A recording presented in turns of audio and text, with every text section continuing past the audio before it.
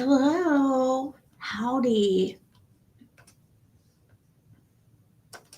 Figured it had been a while, so here I am. But let me set up some settings real quick here.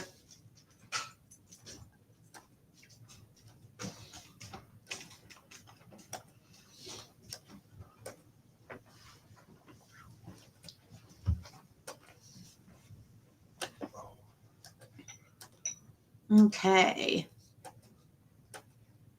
Let's just do 45 minutes. Don't expect things to get too crazy. Why is my live already flagged? Already, it's like coming up yellow. Like, I don't know if you guys know what that means, but already, and I just started. Hey, Sheila. Oh, your dog is so gorgeous.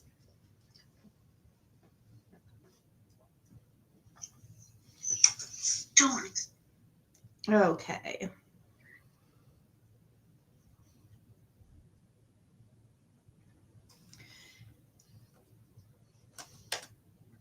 Hold on.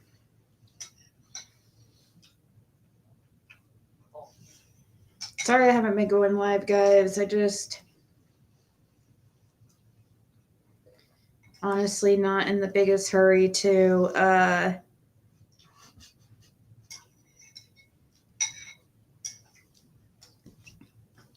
get in, or to deal with drama or negativity. But let me see something here.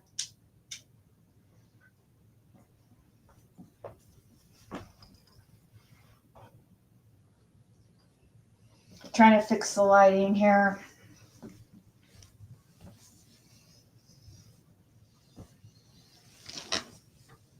Hey, Rhonda. Crazy Mom. I didn't even see you. Blue Jeans Pearls. How's everybody doing?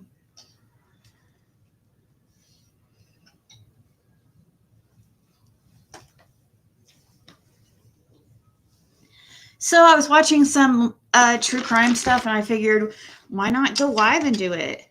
You know?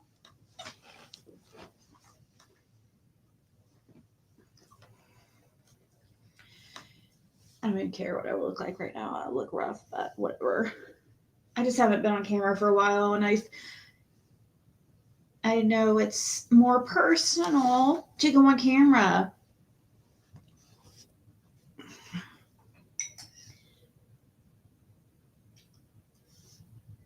Let me switch over to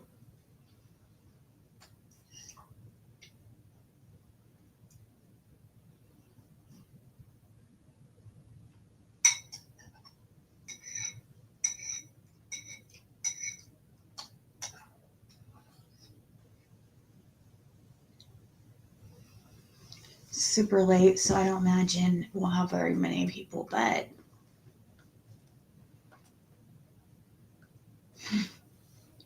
oh, Sheila, you're too sweet. I came across this video here with Law and Crime. Mom finds severed head in her son's room. A small Colorado community was shocked when the remains of a 69-year-old man were discovered. Warren Barnes, who went missing, was found dead without his head and hands. Police had no leads until a local woman called 911 in a panic. The woman said she found a human head and severed hands in her son's room. When law enforcement arrived at their home, they were met with a familiar face, 19-year-old Brian Cohey. What investigators uncovered next would stun his own family. Law and Crime Investigates dives deep into the horrifying case of one teenager's dark fantasy. So I fast forwarded to her a little bit. At the beginning, shows a little preview, and then it shows them talking to the lady who called in this man missing.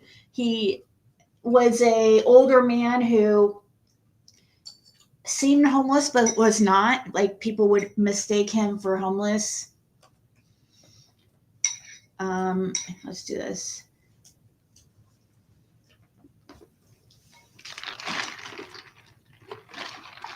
He just was one of those that,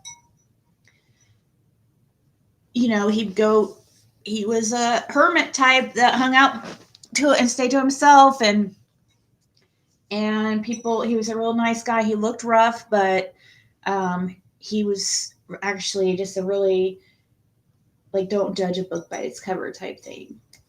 So I'm just to get past all that, because it wasn't that interesting, this part. And then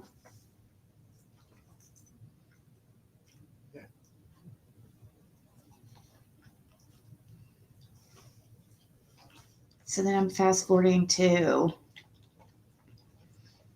where the parents who found the human head and hands in their son's room. I haven't watched this whole thing, but I just started to watch a couple minutes of it, so figured I'd watch with you guys. If it will restart.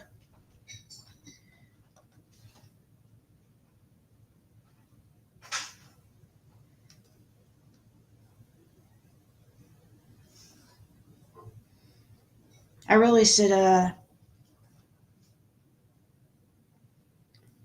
put it on my other, pull it up with my other, gosh. Oh, it is pulled up with my Empress City account.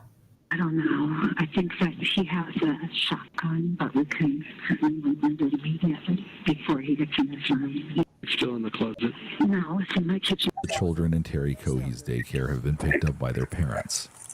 Outside the home, at the end of their gravel driveway, Brian Sr., Terry, Brian Jr., and Brian's brother Andy await police. Okay, so parents have some concerns of some stuff they may have found in your room? Yeah, I believe so. And what would it be? A human head and hands. Like, for real human head and hands? Yes. From?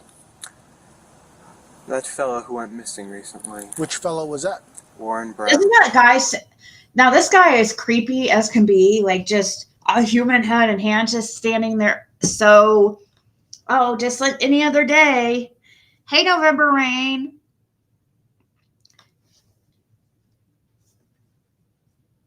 But doesn't that guy who's the cop? It sounds like RJ, the mod RJ here. I know it's not him. This is in Colorado, but the cop sounds a lot like him. Warren Brown? When did he go missing? The night of the 27th. The night of the 27th? Okay, and how did you end up with him? I murdered him. With what? You guys, I murdered him. How bone chilling is that? I murdered him.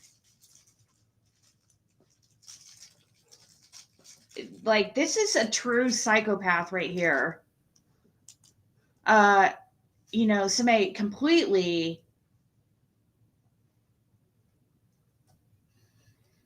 void Did he go missing? emotion. The night of the 27th. The night of the 27th? Okay, and how did you end up with him? I murdered him. With what? A knife. Why would you have done that? I've always wondered what murder felt like. Okay, where did you do that at? Underneath the bridge. Which bridge? The one past Okay. near the weird intersection. Okay. Do you have anything on you? He's gonna cut, poke, hurt, stick me anything without reaching for nothing? Don't reach for nothing. My phone and my wallet, that's okay. it. Well, I'm gonna have you face that way. Put your hands on top of your head for me real quick. I just want to make sure you interlace your fingers for me real quick, all right? Go ahead. Phone? Okay. So from what the part I did see already, it seems like the rest of his family is kind of normal, and like, what the hell? Like, it looks like the mom's devastated. Dad and brother are disgusted. Like, oh, this is March 1st of 2021. Okay, I was wondering when this was. So March 1st of 2021 is the date on the body camera. How do you know this guy? They told me that was what was in the wallet. What do you mean that was? No, Brian, how did you come across this How'd guy? you come across the gentleman? I was driving, Uh huh. and I saw a strange shape near the railway. Uh huh. So I parked my car and investigated it, Okay. and I found it to be a man sleeping. Okay. Where's the knife at? It is in my sunken car. The mom Well, it's in back my there, car. guys. Look at this mother back there. Oh my God. Oh, can you imagine?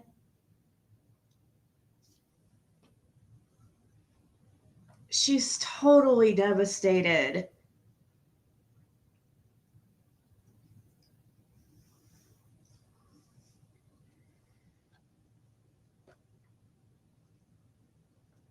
That Previously I sunk. have, this is going to be an investment, and I'll take it from there. Okay. So did that happen when you crashed your car, or is that totally different? That's related, but a different event. Okay. How's it related? Well, when I killed him, I tried disposing of his body by putting it in the river, but Okay, I parked too low in the river. And Where's my the car- rest of his body at? Huh? Where's the rest of the body at? What parts? The body, Brian. Where's his body? Down the river. Okay. Oh my God. You hear that? The dad go, the body, Brian, the body. Where's his body? He's like, oh, down the river.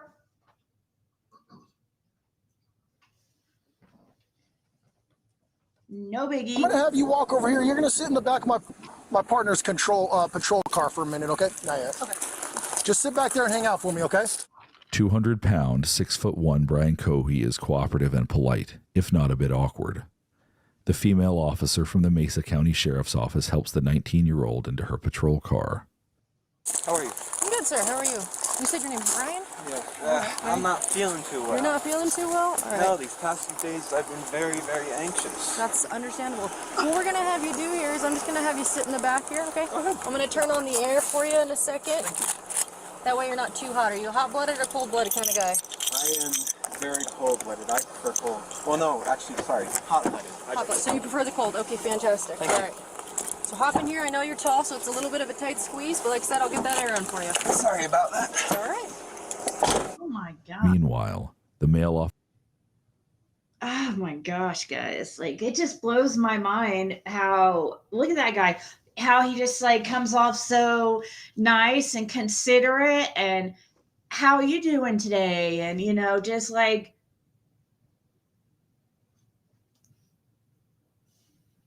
he hasn't felt good. He's been very anxious. Weird. And he just acts like nothing's officer happened. needs to go inside the house and see for himself There's if there a mom actually going back is a there. human head in Yeah. the sink, like Terry Cohey claimed in her 911 call. Can you walk me inside, Let's please? walk you all through this, what happened in the very beginning. Okay. Let me do it. You go inside. Well, let's stay out here with me for a minute. Sit down. Come on, sit down, baby. Can I go in there and verify here first? Oh, yeah, please. Let me We go haven't do that. seen it. Yeah, we Okay. haven't looked at it. It's under the towel in the sink. Okay. Yeah,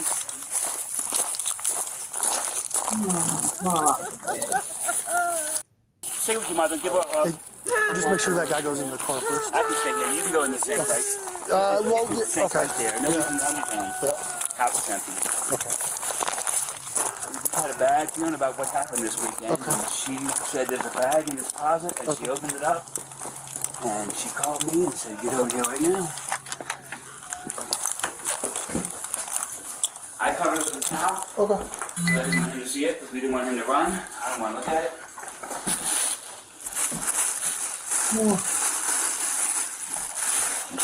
Yeah. 2242, you clear for a call? I cannot imagine All right, I'm giving you a call. Let me know when we're going to start. Yeah, let me get this figured out.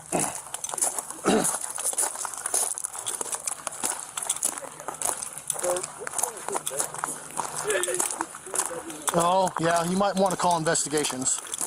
So, oh yeah, he already, I asked him what was going on. He said, I killed a guy. I stabbed him, that's his head. I dumped his body in the river.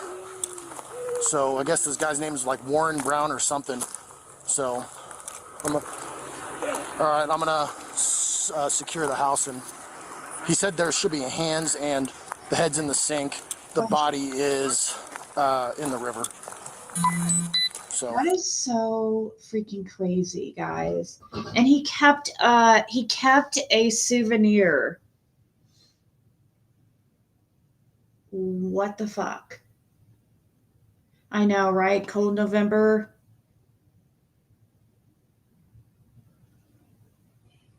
Hey, shits and giggles. I can't imagine.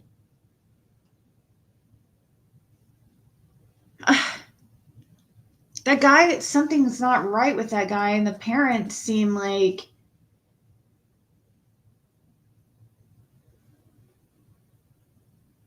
the mom seems devastated. The dad, he's a little off too, but he's what's that? more Yeah. normal than the son. What's that? Oh, does it sound by my voice that it looks real? It is. So, okay. After the officer confirms the head is indeed real, Brian Sr. then recounts the story of the last 24 hours again to law enforcement on scene. He left Friday night, late in the morning. Our phone rings at my house. Dad, this is Brian. My son Brian. Same name, same birthday, January 10th. My firstborn. My car's stuck in the river.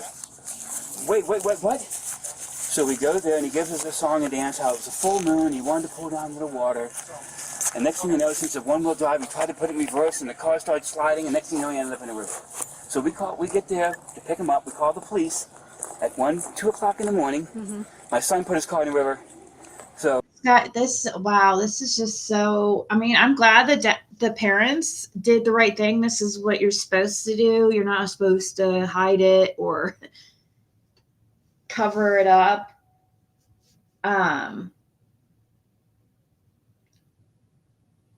Wow. I can't even freaking imagine this. This is so crazy. And the guy just is acting like it's so normal. they called a tow truck company. We called 4 tow truck companies. Couldn't get the car out of the river. Where's the Saw car? blood all over the bumper. Where's the car Where at is right the now? car? So we towed it to Scotty's to have it, see if they could fix it. So I called Scotty's and still said, there? don't touch it. Okay. I already called him and said, don't touch Nothing it. was taken out of the vehicle. Yes, you know. I did. Yes. What did you take out of the vehicle? I cleaned it up. Bottles, everything, incriminating Do you know stuff. where that stuff is? Yes, it's all at the house. It's all yes. okay, yes. in a bag. No, I didn't know this had happened first. So I'm understand. thinking I'm going to get Brian's car cleaned out. We're going to get it all fixed up. Right. Call Scotty's. They're going to start it up. Right. But then things started unfolding. Okay. We saw blood on the bumper. We asked Brian, Brian, what's this from? Oh, I think I cut my finger. Okay. What else has got on? I found a wallet. So I'm going through the car this morning, and there's a wallet in the car. And I'm like, Brian, whose wallet? Oh, I found it at the boat ramp. And where were you going through the car this morning? Because it was at my house. We towed it to my house. Oh, so now it's at your house. It's at my house. It's not at Scotty's anymore. No, when I found out I couldn't start it, I called the tow truck company, and they towed it to Scotty's this morning. Oh, it just. So they just got it. Okay. Car was towed there, and I'm like, well, I started pulling out bottles, this, and I'm like, Brian, why is there a knife in your glove box? Dad, I don't feel safe. So you touched the knife. Oh, absolutely. Okay. But the knife was underwater. This Okay. car was underwater. Right. Okay. So I pulled everything out of the car. Okay. I And never all found of that stuff is in your garage. all the right now? stuff's at my house. Okay. Yeah, so I just, as I was pulling it out, I'm like, what the fuck? The officers update I each don't other. think it really matters if he touched the stuff or what else. I mean, the kid is completely admitting to what he did. So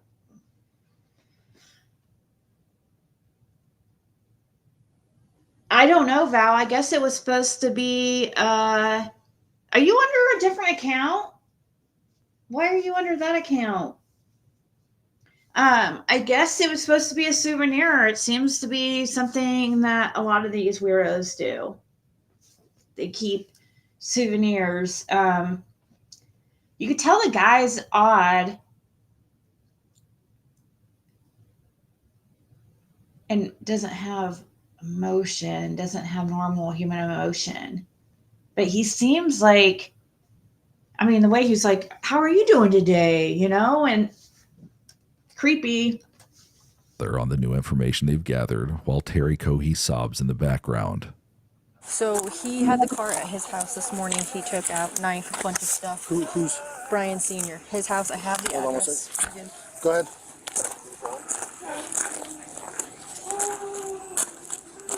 I copy. So I told him we'd hang tight until investigations came, and then he can take them there where all the items are. Go ahead. I feel so bad for that mom.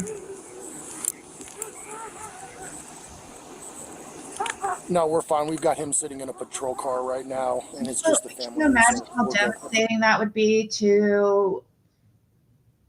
I just feel so bad for her because, like, you could tell obviously she's empathetic and emotional, so I can't imagine how difficult this has been on her.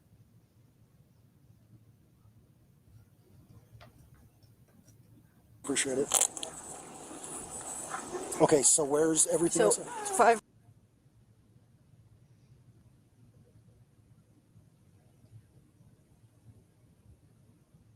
He had the car at the house this morning. He pulled the knife, all sorts of stuff. He said there was blood all over. Okay. Hold on. You're good. Car to car or stuck. We'll also have a second address that'll have to either go through on consent or through a search warrant. It's going to be by Dad's house. He had the car over there and Cleaned it out. Unbeknownst to knowing what was going on. Dad's super cooperative about taking us there and letting us look at it. So I just told him we'd wait till investigations got here and just keep him here. They have another location. I don't believe this is their house, or maybe this is their second house. Yeah, I copied. They're cooperative out here, and our suspect is sitting in a patrol car. While the Coheys await instructions on what to do next, they have some questions. I know you guys have a lot going on right now. It's a lot to process, so we'll work with you every step of the way as much as we can. I want till the news company shows up. We're gonna Well, try I to can keep probably it do for that. a while, so But- we're Yeah, hoping. 'cause we need to get clearance from you so we Oh can. gosh, I don't know. I still haven't listened to that live, but that's okay. Like, at least I'll... It's easier to hear it secondhand. I don't know. But yeah, I told you that I would come up there if you go over that live. No, you're there. I see you. I know. Jody sounds completely hammered tonight. Yeah, so I hear. I know it will get hello, is anybody there? Yeah, why is what's going on? She lagged or something?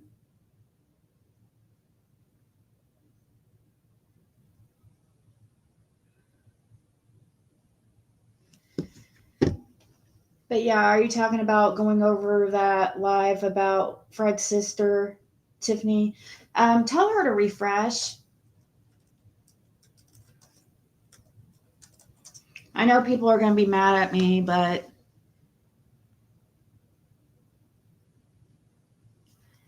you know, I don't really care, to be honest. I don't want to upset anybody for going on somebody's panel they don't like, but you know, I think people who really know me and stuff, like, they don't judge me on that kind of stuff because it's stupid. Mama T.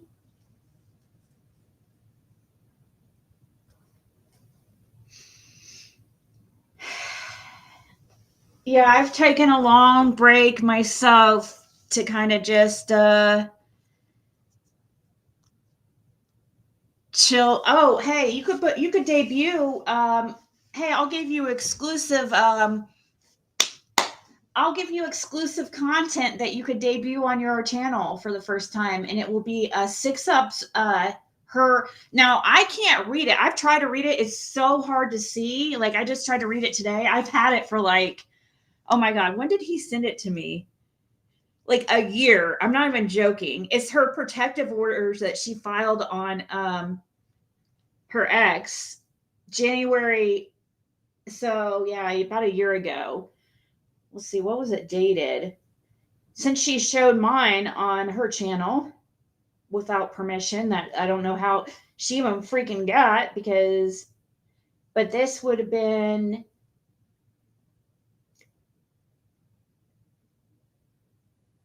trying to see the date on this. There's some kind of date or whatever.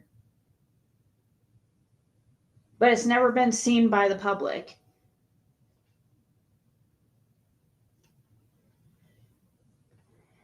I don't know, Val. Some people get mad when you have certain people on your panel and stuff. It's really dumb.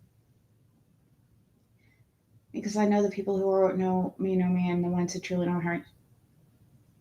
Yeah, and I feel the same way. So I have this protective order that if you can make sense of it, like I can't, or maybe if you know somebody who can enhance this or something, I can't read hardly any of it. I don't know how he thought I was going to be able to read this. I had it a year and haven't even read it. Like, I'm not even joking. I didn't even care. And this bitch, like, is like, she'd be dying to get something like this. You know what I mean? And put it out there. And I'm just like, and he's just begging me to put this shit out up here on her, you know?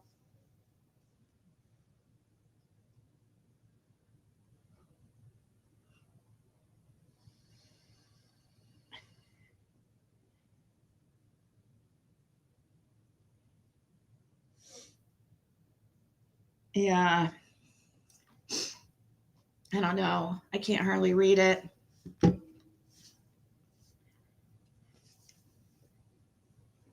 I don't know if it has anything interesting. I'm sure it has.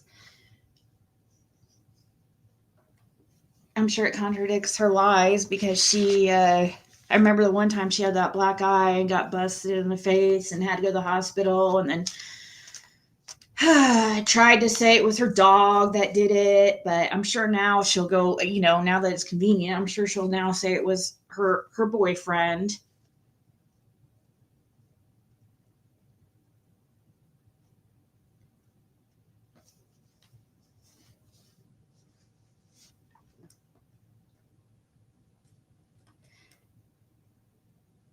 See, look at this poor mother. This is so sad. Dodge. Don't. Because I don't want biggest to. thing We right can't now- have news in front of me. I run the life jacket program here in town. Okay. That's Biggest me. thing is our investigation unit getting Oh, here absolutely. and talk to you guys. And Absolutely, then, sure. Like I said, even if news shows up, we're not going to let them down here. Thank you. So Yeah. Okay. just focus on Don't let them up there breathing either. They'll and be able to kinda- see stuff from up there too. Well, nobody else should know about this right Yeah. now. Yeah. Okay. Good. Okay. So, and again, be careful who you guys talk to, who you No- tell no- anything. nobody. You haven't told Okay. anybody. Nobody knows. anything? Nobody knows but you. Perfect. Same goes for you. Yeah, Are yes. you family, My son. Family, yeah. Second Okay. brother. All right. Second son. Okay. And your name? Nice to meet you. Sorry, we're meeting this way. No, Hey. Oh my god, I can't believe at least it's not it. me in that car, you know? I can't believe it. I'm such a guy. Oh my god. That's a weird thing to say. At least it's not me in that car. I don't know how to take that. Joey said that the searchers told her before dark that they found tracks, and she said they found tracks. I didn't.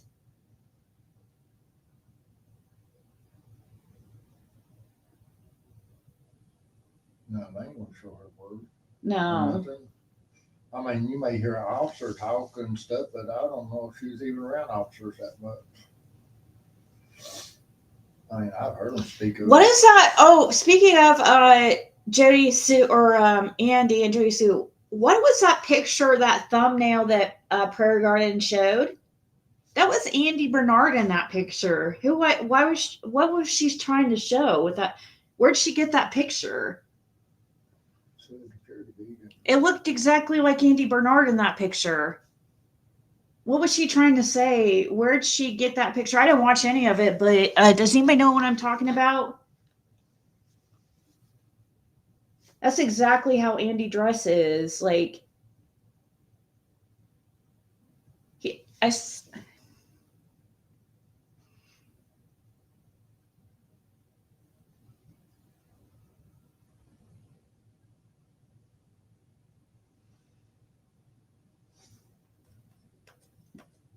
God. It's kind of a time to not really know what to do, so. I don't know what happened. At random too. Why? I don't get it. You don't have any answer. How old is Brian? He's 19. He's 19. 11002. Mom, 19. what's your name? My name's Terry. Terry? Okay. Are you okay? Do you need any medical? Well, we're waiting on a call from my doctor. Okay. Okay. All right. So hang tight right here. I got to chat with my partners again, Sure. okay? Brian, when would you say this? What night did this happen? No, Friday late Saturday morning at This Saturday? 1 o'clock, yes. Okay. 1 o'clock in the morning. Stop. Just this Saturday at 1 in the morning. For what, the car crash? Yeah, the whole incident. It's now time to take the 19-year-old suspect to the station for questioning. All right, Brian. His parents follow the patrol car to the sheriff's office where they will also be interviewed. Hold on. Let me pull that up. Unless she took it down already. She deletes her lives. Oh, yeah, right here. Hold on.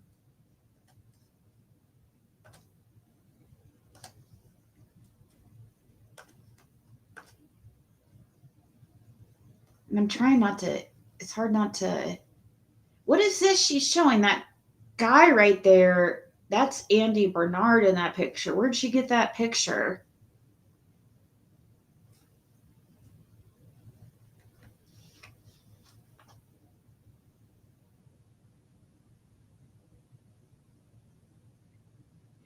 Let's examine these photos from a woman who believes she captured Summer on her home camera.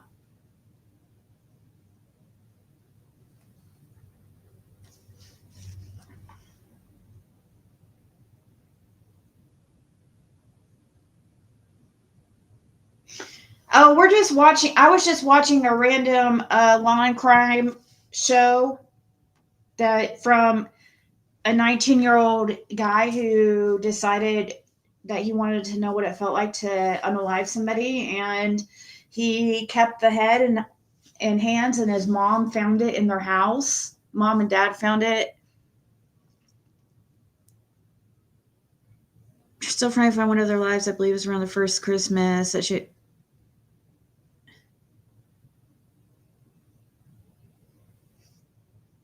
Hey, Jessica.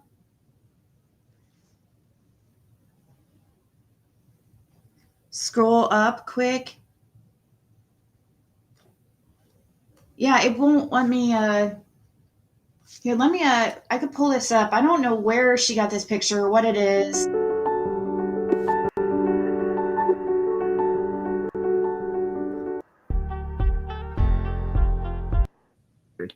I thought if you ask me, this looks like something that was going on before Summer came up missing because her hair.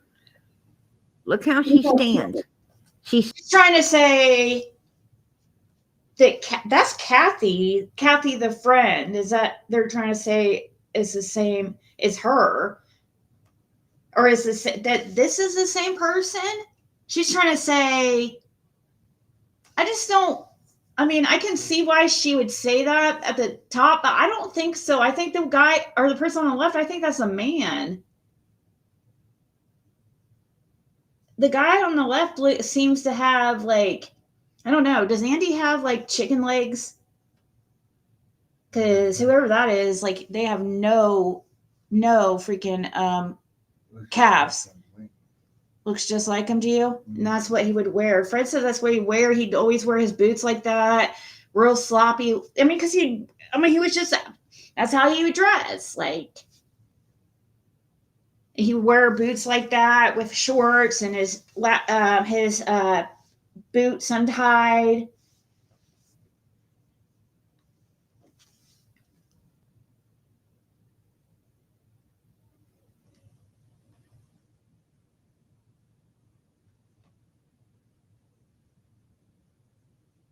She's trying to say, is Kathy the friend? Andy seemed fatter legs. No. Andy just got a big gut. Yeah, see, like this person right here has a gut. I feel like that. I mean, I can see why they think this. Stands just like this. Also, would Andy wear a mask? This person on the left has a face mask on. Like, would he wear one outside like that? Like, it doesn't, she's out here wearing one outside, so it makes sense. It does look like her, too, the hairline, everything. It does look a lot like her on the top part. To TM's question, I don't know nothing about no needles in a creek. You never saw any needles out there? No, not no creek, no woods. I don't know them. She's saying that Summer's in that picture. Kathy could have dressed like a man to throw things off. No, and it's fine. We don't have to, we're not derailing anything. We're just hanging out. We can talk about anything. It doesn't have to be that. I was going to pull up just random videos I found. TM did you?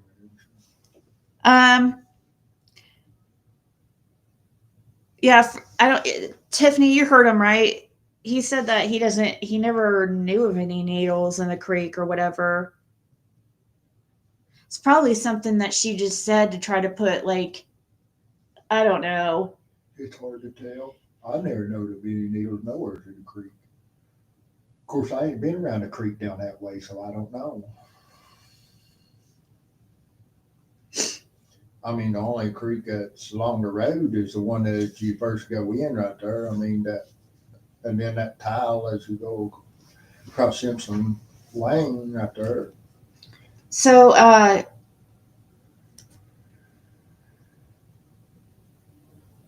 that's definitely not Candace.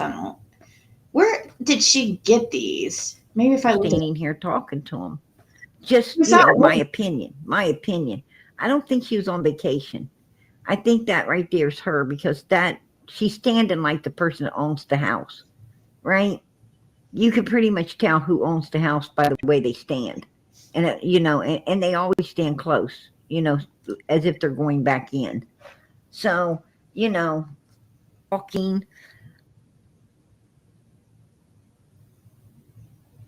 The circle looks like Summer Wells got her head shaved. Looks like David Dawson, in my opinion. Find Summer Wells, another guy holding her up. What were they doing? How do these people keep getting away with just existing in the public without any trouble?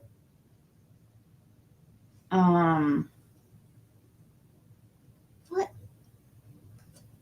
So right here is supposed to, what is she saying? Men are lifting Summer above them. Now, I did take note they got a swimming pool out here as well, right? A swimming pool. And usually when they do stuff, they try to do it somewhere around water. I don't know.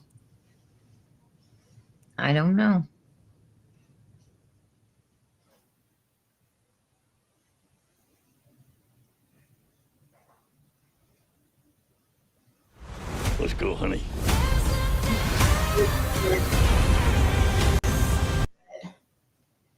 I don't know what to think of it. I don't know what to make of it.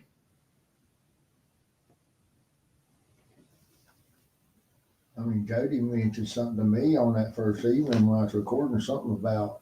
But I did run it. Want me to go look in a creek somewhere, so, but she never did say where. I didn't go. Oh, she tried to get you to go look in the creek? That is weird that she was so focused on the creek and all that and then was trying to get you to go there.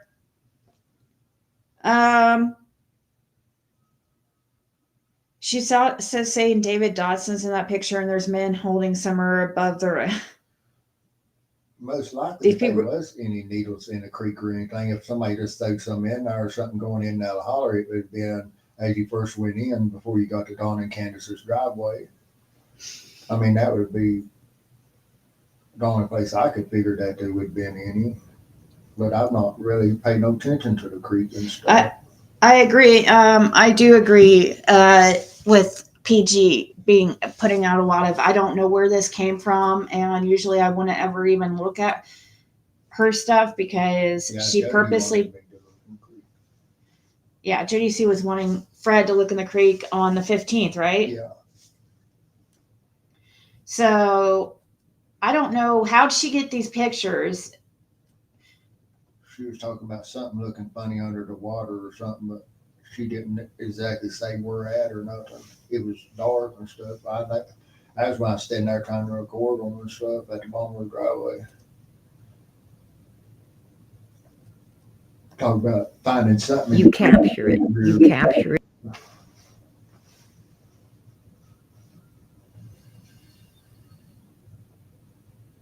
I just don't understand where the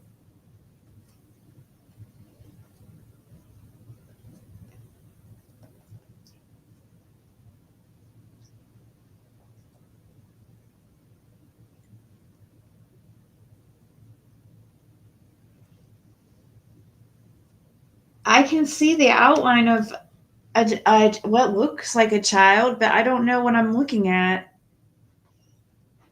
So, and I believe that these probably did come out months ago, and it's just recycled. I can see why somebody would think that is Kathy, the friend on the left, but I immediately thought it was Andy when I saw it. But I can see, I mean, when I compare these two pictures, when she has them up side by side, I can see similarities as well, though. So it's hard to say. Yeah, I mean, when she wanted me to go look in the creek and stuff, she didn't say what it was about, or I mean, that it was somewhere or not. She just said that something looked funny underneath the water at a certain point somewhere. She didn't say exactly where.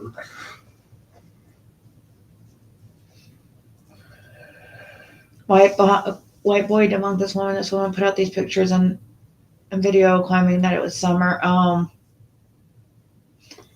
I pregnant? No. Maybe TM can have us check on that blue truck. See if it about that. See if we can figure something out. Yeah. See if we can figure out something about that. Okay, so I don't know if Tiffany, if you have or know somebody who has like or has some kind of background check service, like, Intellius or been verified or something. And Blanche Light, right? Look up, see if you can. Fred thinks he remembers this Blanche Light, who is somebody. Chad Light's grandmother. Which Chad Light, Chad hung out. I mean, which Andy is hung out with all the time. Yeah, very That's close to Andy and them. Fred feels like she had a blue truck, like what he remembered, and he wants to see if we can find proof of on Bell Road too. On Bell Road. Yeah, she lives off of Bell Road. She might not be alive anymore, but it could have been somebody else driving her truck. But she did own one at one point. So we're just trying to see if we can find that truck anywhere. I tried to pull up satellite images and stuff of the address, and I couldn't see any vehicles except there's a red vehicle, but with the way the trees is, it's hard to tell really. Yeah.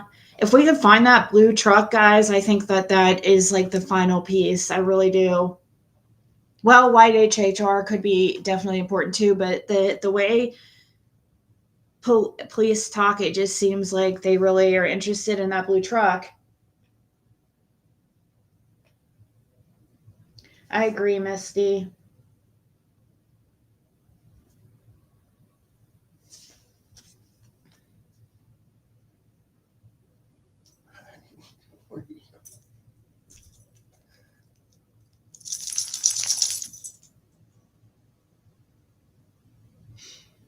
Yeah, we just needed a break. Well, I did anyways. It gets too much, like the constant negativity, but it's important for people to know we're not going to stop bringing attention to Summer Wells and her missing, and the fact that Fred saw Andy on the road, and you know that's always gonna it's always gonna bother us, like why nothing's being done, or it seems that way. It seems that way, right? But we don't really know what's going on in their tactics and what they're doing. But still, like it's gonna bother us always.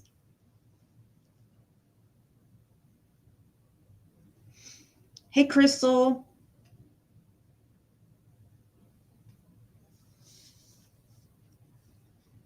I've seen this Kathy girl dress kind of like this too, but gosh, those boots and everything, it just looks so.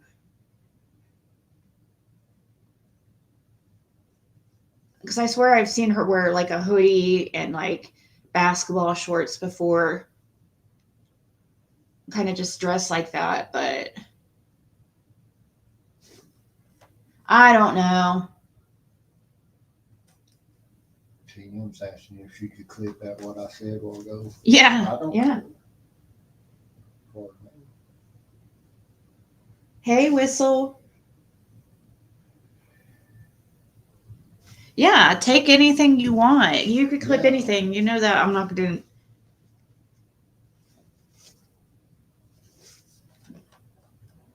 I would never strike.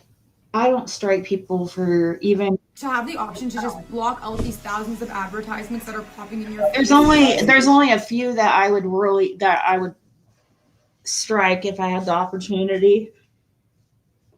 Just because they're constantly just harassing me, and that's it. I mean, I wish I knew the tag on that truck. See, I didn't get to see the tag on it. Right, it does look like the person on the left had a mask on. That's why I'm saying, would Andy wear a mask?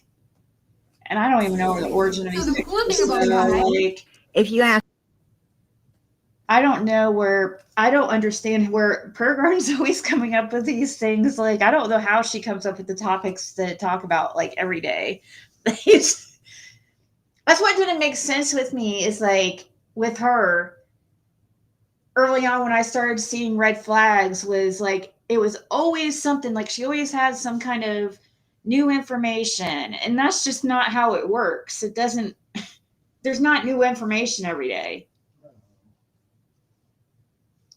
Yes, we did, Crystal. I mean, we can discuss old stuff on and on, but it's very little bit of news comes out very seldom it comes out.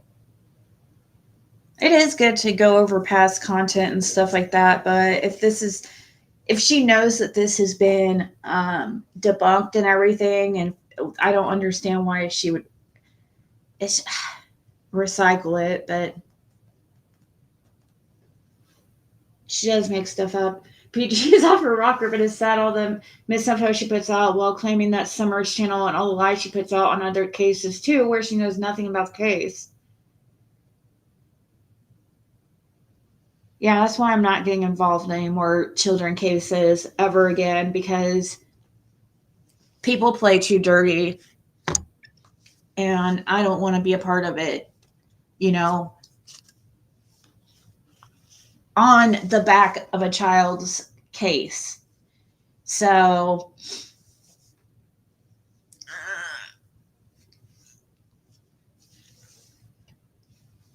sometimes I might talk with you guys a little bit about what's going on in certain cases like Sebastian's and stuff, but I'm not going to ever start reaching out to people surrounding the case and stuff like that and go down there and like Summer Wells and all that. No.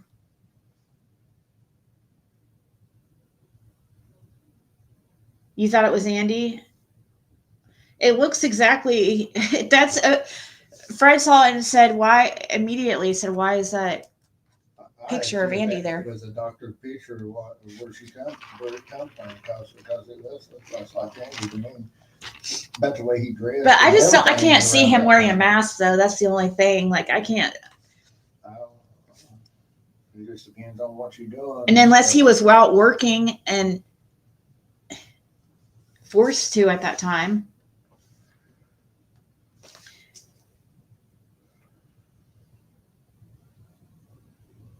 What was it that somebody was saying? Somebody was telling me that Crystal Crime Time was saying that was like really laughable. Well, I know she was trying to say that we've known each other for years and years. Was she really trying to say, like, was this a joke, or was Crystal really saying that she believes like me and some of my mods have known each other for years and stuff? I think it was a joke. Okay. I think it's somebody else said that it was a joke. Okay. That's what I understood. I might be wrong. I'm just going by what I was thinking. Evelyn Blanche White, 81 years old. Is that her? Evelyn Blanche? Me and Blanche what? Light. Evelyn Blanche is her first name. Evelyn, really? Yes. Her real name's Evelyn? Yeah, that's important to know. So, yeah. 81 years old. Does that sound about right? Yeah, that'd be about right. No wonder I couldn't find her when I looked her up. If her real name's Evelyn. Isn't that your mother's name? I forgot about her name of being Evelyn. Isn't that your mom's name too? Yeah, my mom's name is spelled different. My mom's name's kind of like Evelyn or something like that. Something like that. You don't even know your mom's name. She spelled it so many damn different ways. Are you serious? Yeah. What? She just like, what? Oh, how am I going to spell my name today? What? Was that like, how'd she determine? Usually, I mean, I always do E-Y.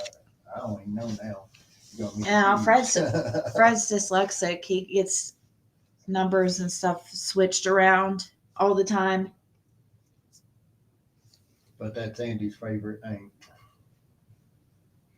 She told Justin that he's the only channel that she watches. Yeah, I really don't think so. I think that she watches me and sees what she can talk shit about.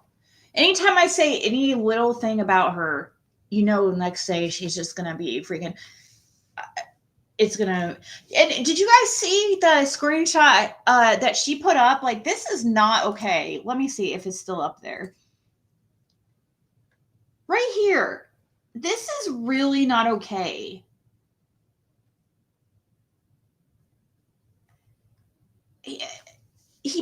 She put a picture of Summer in the back of a vehicle. Like, that is so, like, distasteful and gross, in my opinion. I mean, I know, obviously, I'm annoyed because she put Fred as the driver, as if he's driving Summer away. But I would be annoyed no matter who she put as a driver, because that is quite the claim to just put a picture up of a certain person driving Summer Wells away. If this is not like slander or defamation, I don't know what it is. Like, this is unreal. I thought that was awfully just disgusting to use Summer like that. Put a picture of a vehicle that I normally drove.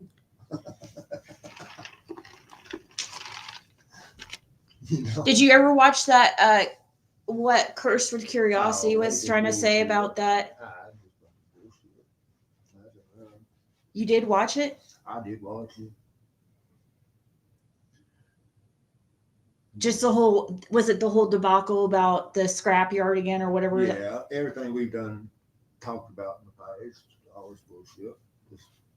The whole debacle about that they want to go over and over and over and over and over and over and act like I freaking just ignore it. No, I fucking don't. You're just annoying.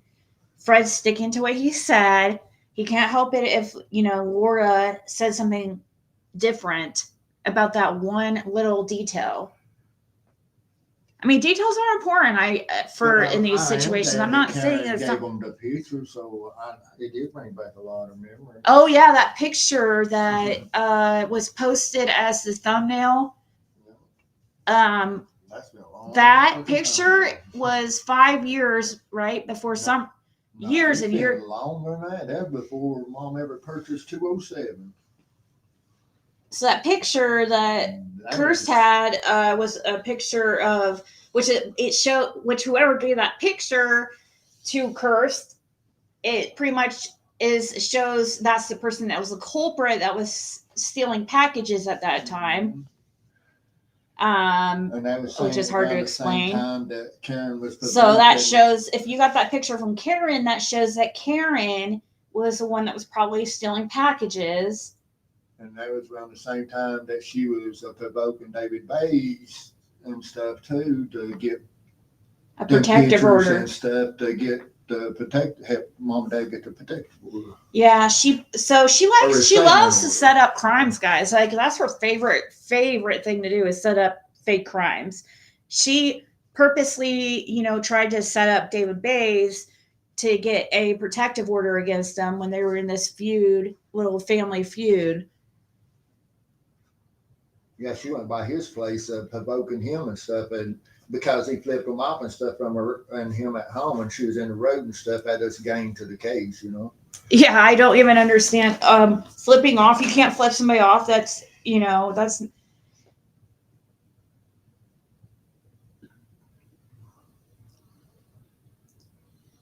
mean, that don't bother me. People putting pictures and shit like that out there, or me, or what. Yeah, it doesn't bother him because we know it's not. It's we're not gonna be like Andy and freaking out. I just laugh about it myself, I would laugh about it, but that was just extra disgusting, in my opinion, to put Summer's picture like that in the back. That's just really, really gross. I'm sorry, it's just disgusting. And I don't care who's driving in the picture.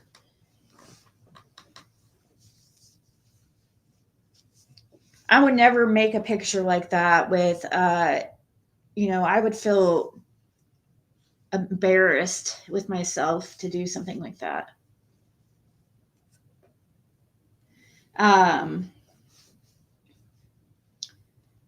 Some people don't care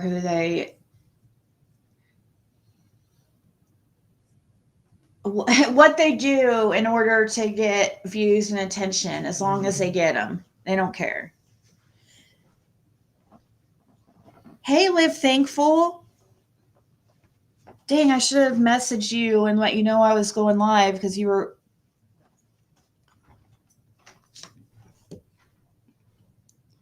I think a lot of people agree with me because she doesn't have nearly the viewers she used to have. Well, see, the thing is, it's not always about viewers. Now, yeah, that makes sense for ad sense, but if you have like a good support following, you'll have people who will support you over time, and because they want you to continue to do your channel and stuff. But like if you're like PG, that's probably like a revolving door of people there. Because it doesn't take long to realize, like, okay, every day, dude, you have some kind of new information.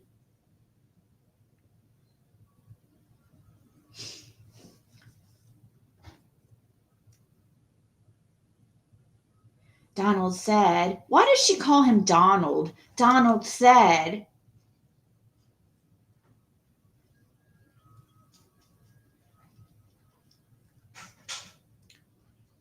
Okay.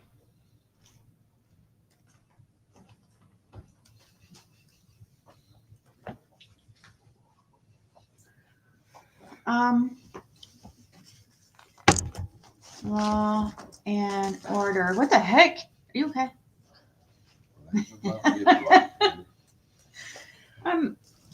I'm having issues though. Trying to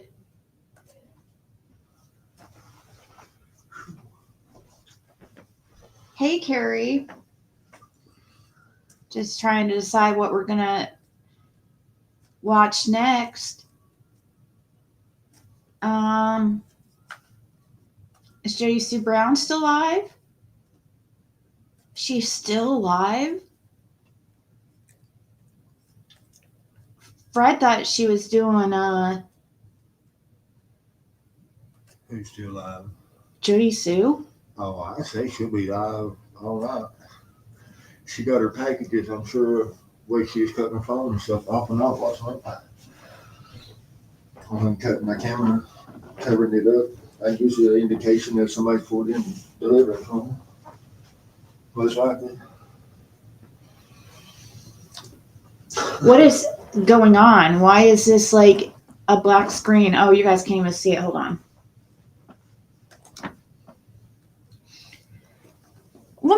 Let me just like random complaint, like just random. I'm so mad that StreamYard raised their price by nearly almost double.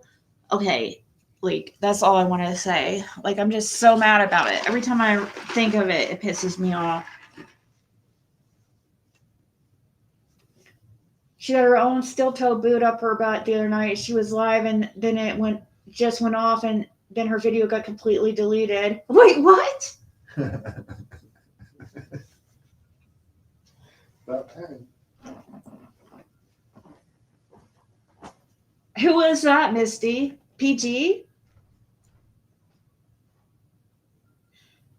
I think a lot of people either left PGs or, like you said, it's a revolving door because most realize it's a lot of made up stuff just to have something to talk about or not someone to blame. PG was sort of cropped in Sebastian's case. Oh, look, we have live. Speaking of, I had to get some cocoa. Seemed like a good idea. Coco, uh-huh.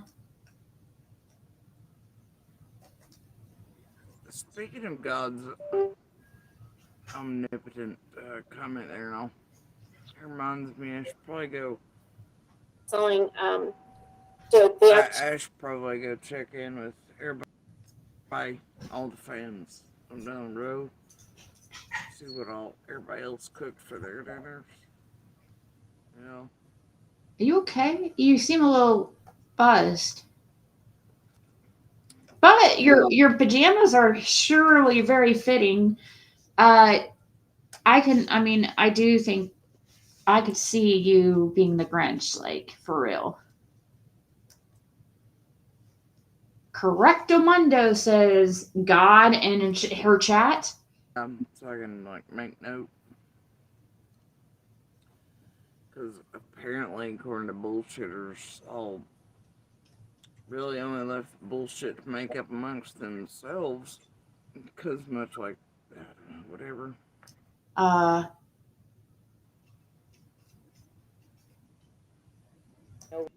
Water in it. You mean Jennifer Parrott? Monster and Bill's personal person that keeps all the information going and is in touch with all of you all and still does all the fake shit and is right up Nana's gray-haired ass. And the groups, Jennifer, who led you around like we were all pet and zoos, and Nana too. That Jennifer Parrott and the Kimberly. No, they never. They wouldn't know all the things. I don't recall either of them living on Ben Hill. What the fuck are they doing back in there? Why are they taking y'all for group tours? Why are they doing all the What was funny is Jennifer was like completely scared to go back past Simpson Loop. Simpson Lane. Yeah, Simpson Lane. I'm sorry. Like, it was silly. It was funny to me because, like, she has this military. I think she's retired military, and I believe, if I'm not mistaken, I could be, but it was just, I'm like, I don't know. People, Is Joyce's daughter's name a city name? I think so. Who? Joyce's daughter's name. I don't even know what it is. I think it is a I ain't city seen name. it, but there's like 3 times or something. I didn't even know they had a daughter until about a year before Summer went missing. Who are you, motherfucker? I'm confused. And the hell she'd be Jody then about it. I just don't know. Not that, Jennifer. Not that. Goddamn reason. I fell asleep watching Not it that one. 2 hours Not that one whose car and others have been seen. When y'all's hoax calls been made, when monsters been tormenting us, and when the shit around like Benny Keys calls, or you all did scanner shit, y'all did the Limestone Branch Creek runs I in. he was uphill because to me, I don't think I went uphill. I mean, a little bit, maybe. A little bit. And you watch that Limestone Branch Creek actually. Y'all may be the 2 dumbest motherfucking cunts I've ever seen. Oh, after you, though, right? Which maps you pulling up? He doesn't need a goddamn book. Let's forget the drop off all the way to the creek. Oh my gosh. And little lumps the soda. And she wanted Canada Dry Cranberry. It's her favorite. And we've had a hard time because seasonal shit finding it. And she wanted the down from the hill and into it to keep it full. She's going on putting down everybody. Did you think any ponds around there and stuff? She forgets about her and Andy and stuff's living over her. Oh, her and Andy lived in Churchill. Yeah. And James Patterson's trailer park.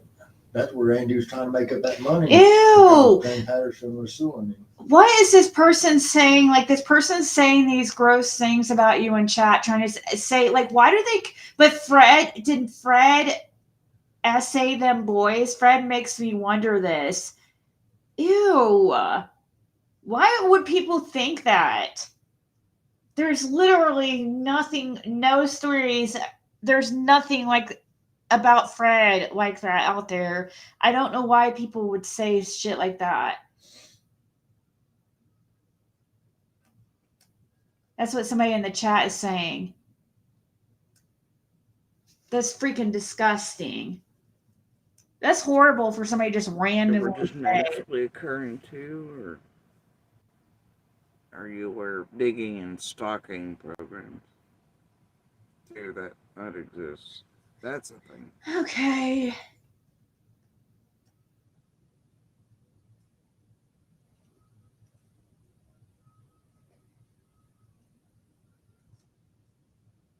My freaking, look how slow this is moving. Hailey Bieber is so pretty. Don't you guys think?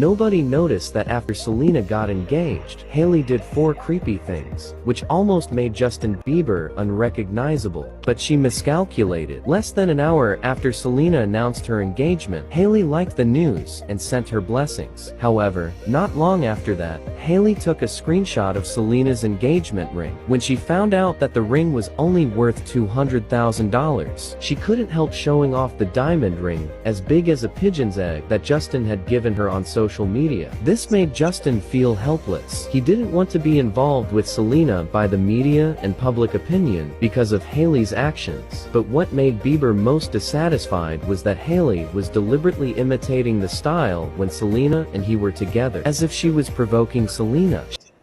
Anyways, did satellite images catch Chris Proudfoot in Gatlinburg or Gallatin, Tennessee?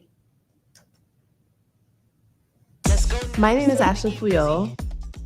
I am the founder of a small company named Unwrap. I design my own wrapping. Welcome to Bedcrime Stories podcast, where fact and some speculation collide. I'm your host, T. Please smash that like button and subscribe to the channel. And if you want to support my daily grind, please consider a membership area using GPS, Wi-Fi, RFID, or cellular data to see whose cell phones and or vehicles were in a particular location at a particular time, to satellite imagery that can inadvertently capture a person's vehicle and a person at a particular location on a certain date. With all of these technologies available, it almost seems like no one could get away with a crime. All of these tools are being used to try and put the puzzle of what happened to Sebastian Rogers together. At Night Private Intelligence is a team who says it's dedicated to finding out what happened to Sebastian. Dwayne Chapman, aka Dog the Bounty Hunter, is actively collaborating with this group in a bid to find this missing child. This group of PIs recently announced that they received clear satellite photos from a company called Albedo Technology. Satellite photos are pictures of Earth's surface that are captured by satellites orbiting in space. The satellites are able to capture wide areas on Earth that are not easily visible from the ground level. The images offer snapshots of a specific time. They're so good that they capture clear images of houses and even vehicles parked in the houses' driveways. They can also capture people outside those houses. We heard this also with the Summer Wells case, and nothing ever came of it, you know? So, truly don't think Dirty Sue cares if anyone watches her, because she'd make videos even if there was no one there. Because yeah, exactly. Because just like how she was on Facebook before Summer went missing, she sat there and talked to herself for hours on end, just like she does now, you know? And I don't think it really matters to her that she's demonetized. Probably most of the money she gets anyways is probably from like Cash App and payments like that. I mean, I doubt she was really getting many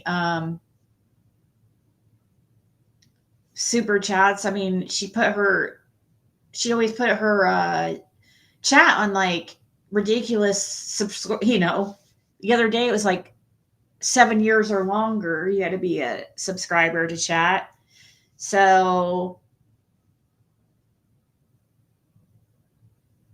no, we haven't. You want to go back and watch that? Let's finish watching. Fred's into it. You're into it? Okay. Law and Order. It was Law and Order. Or Law and Crime. Law and Crime. I'm Law and Crime Network, I believe.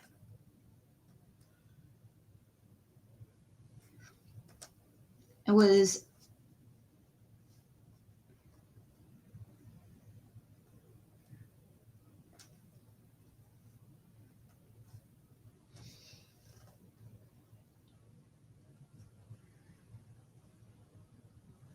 if I can find it.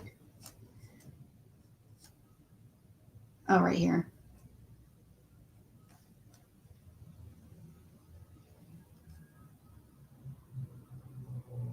This is so ridiculous how slow this is. It's crazy.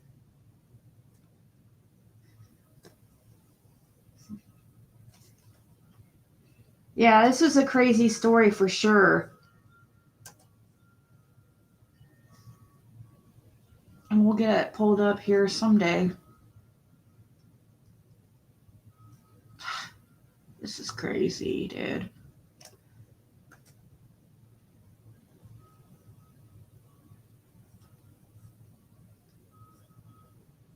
Ridiculous.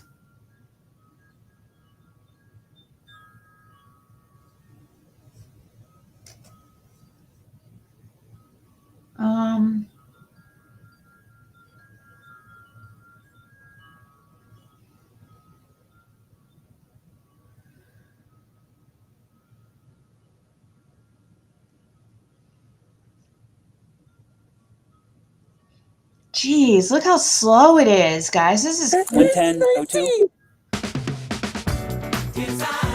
Oh, it's like olden days. Like, all up. Mom, what's your name? My name's Terry. Terry. Okay. Are you okay? Do you need any medical? Well, we're waiting on a call from my doctor. Okay. Okay. All right. So hang tight right here. I got to chat with my partners again. Okay. Brian, when would you say this? What night did this happen? No, Friday, late Saturday morning. This Saturday? Yes. Okay. 1 o'clock in the morning. Stop. Just this Saturday. So be interviewed. I've got one male on board. We're going to go to the office. On the drive over, Brian Jr. makes light conversation with the sheriff's deputy until he notices where they are. It is 2:32.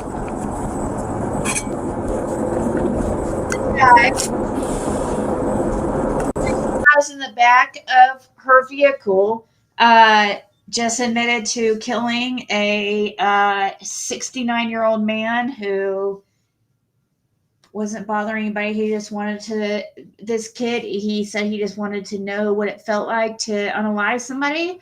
And he cut off the guy's head and hands and kept them as souvenirs and brought him back to his parents' house where he was staying, and his parents found it. And yeah, they seem like somewhat normal. The mom seems definitely normal. And I just, a little thankful that little boy was found safe in Knoxville.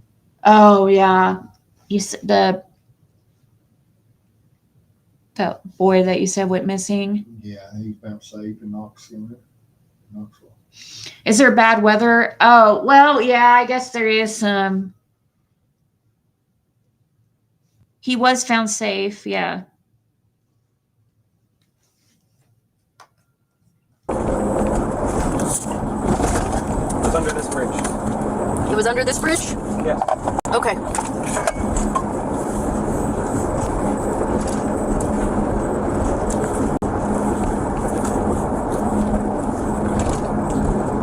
Like right there under the bridge? Or this side of the bridge. Behind one of these support pillars. okay. Stuck with. He said it was the bridge here right by the jail.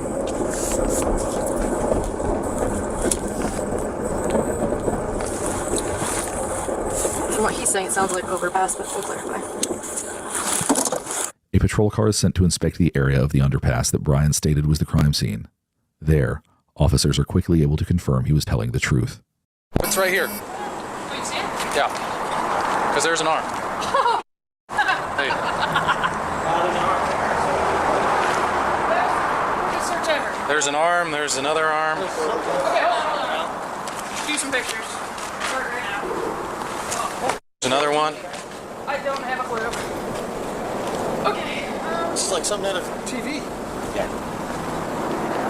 Just having a discussion with the deputy chief about how these kids don't have any remorse.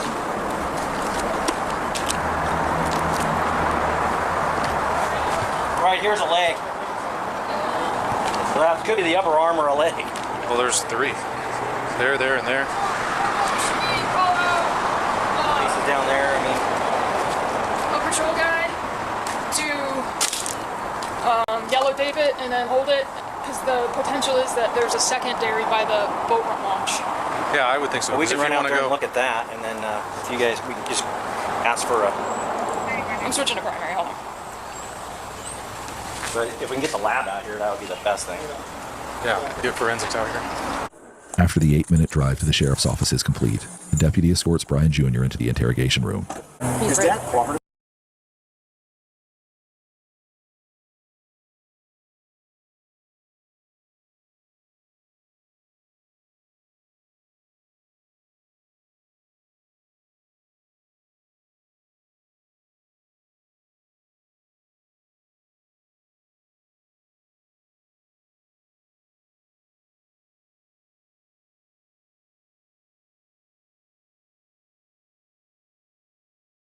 Everybody's cooperative, including Dad's Brian Sr., son is Brian Jr. They're ready for him.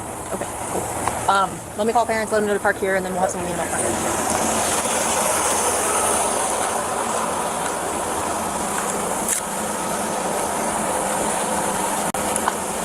Okay, so what I want you guys to do is pull into the front of the sheriff's office, and when you do that, you're gonna... Okay, no problem. Okay, so you're just gonna pull up in front of the sheriff's office, okay, and just park up here at front, and then we will have somebody, most likely myself, will come out here, and I'll look for you, and then as soon as you guys pull up and are just parked, I'll meet you and walk you back, okay? Okay, sounds good. Just hang tight in your car, and then you'll see me come out, and then we can meet then.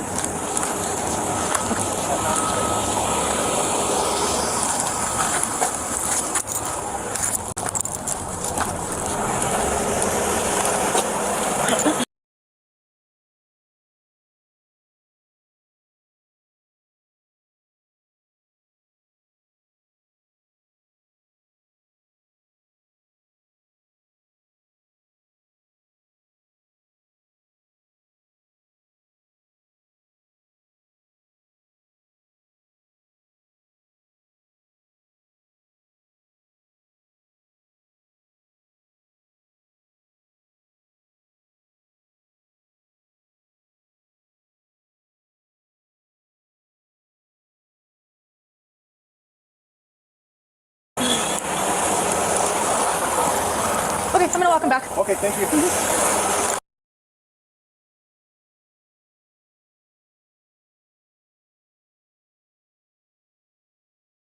You guys can't hear me? Dang it. I'm sorry. Yeah, what was it? I didn't know I was muted this whole time. But yeah. What was it you wanted to know? Sorry. Dang, I can't believe I was muted this whole time.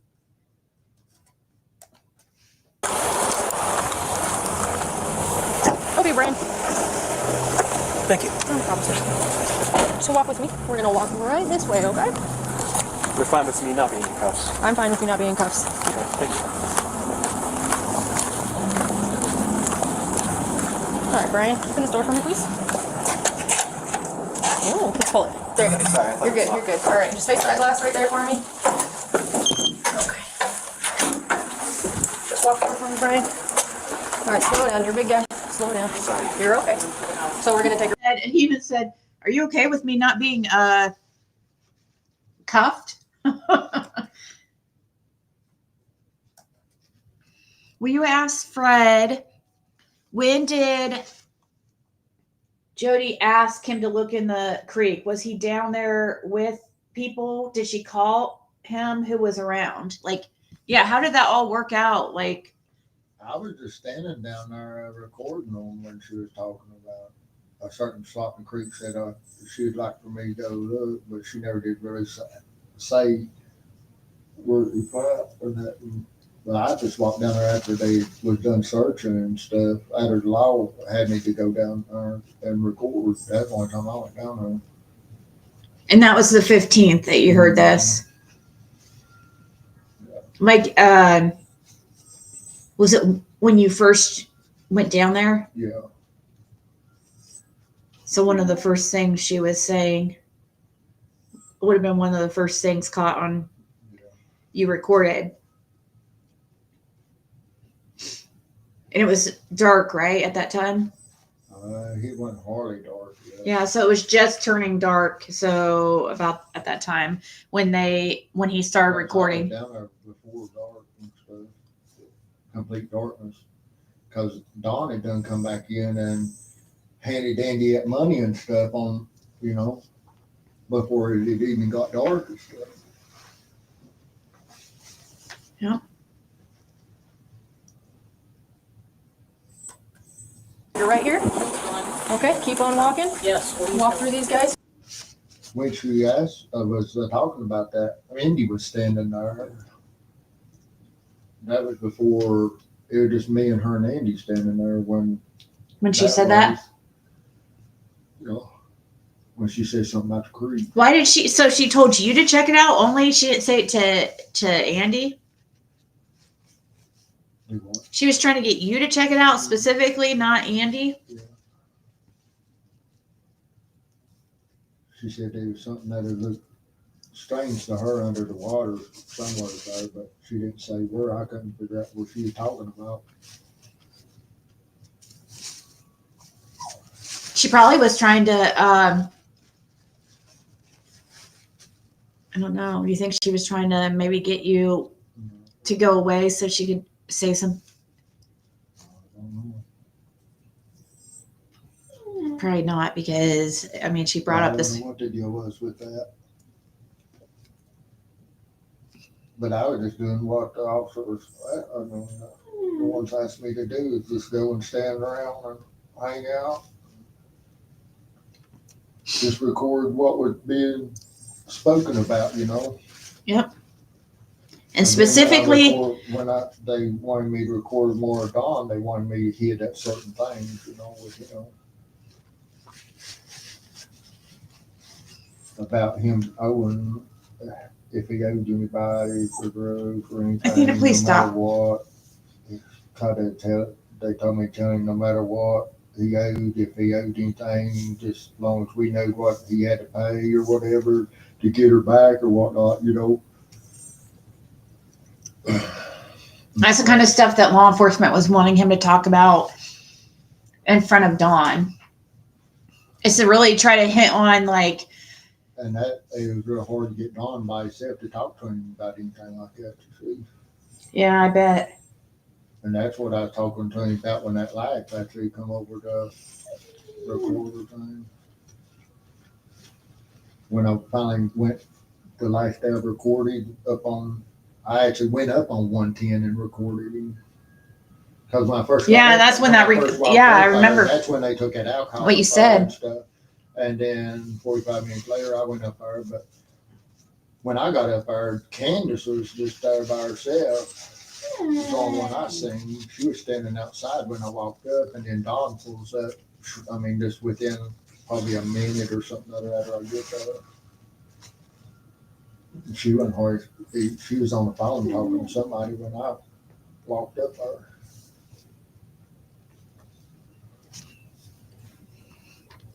Then Don got out, and he didn't even see me standing over. I was standing there leaning up against a vehicle of theirs. Yeah, and then that laugh thing happened. Mm-hmm, that's when that happened. And then they walked up. You said right when that happened, it was like the officers were almost like, "Oh shit!" and they had to come check on you because of that. Yeah, they were coming up the driveway when I started off, because I met them down the driveway just a little bit before you get to where the driveway winds off at Dawn's, where it goes left and right. It's right below it. They covered up the driveway good. I just hope that they're not that there's not things that they did that were not really on the up and up, and maybe they're afraid of it getting out there. And that's what I mean is things they did during the investigation. Like, for instance, buying that alcohol for Candace and stuff. It makes certain ones that was involved in that was not allowed back after Wells. I know, and it makes me wonder,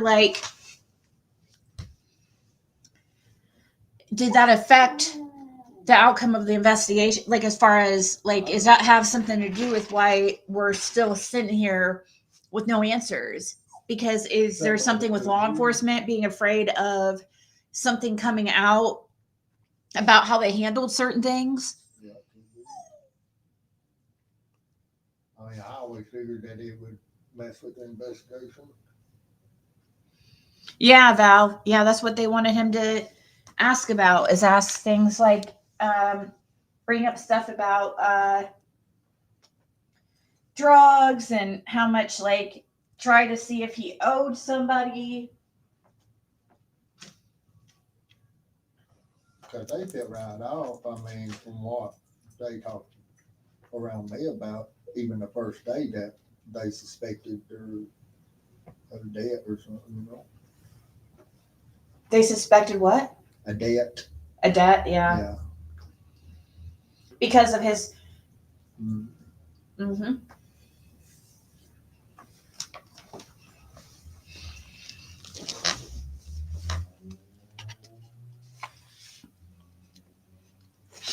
I was always. Blue Jean says, I've always felt like the boys was with Dawn. That's why he pulled in there first to let them out.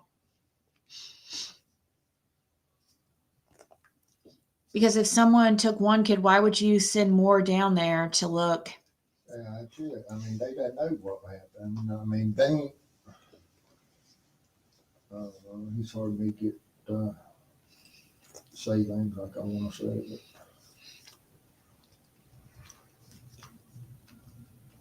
But.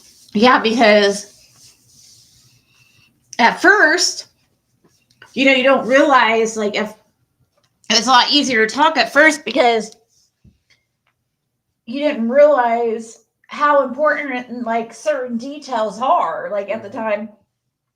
Like, for instance, us talking the first couple times that we met when I came down there and stuff, we were just having a conversation and we didn't know our words were going to be completely just like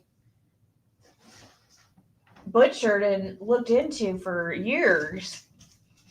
I guess whoever thought we would still be in this position with no answers.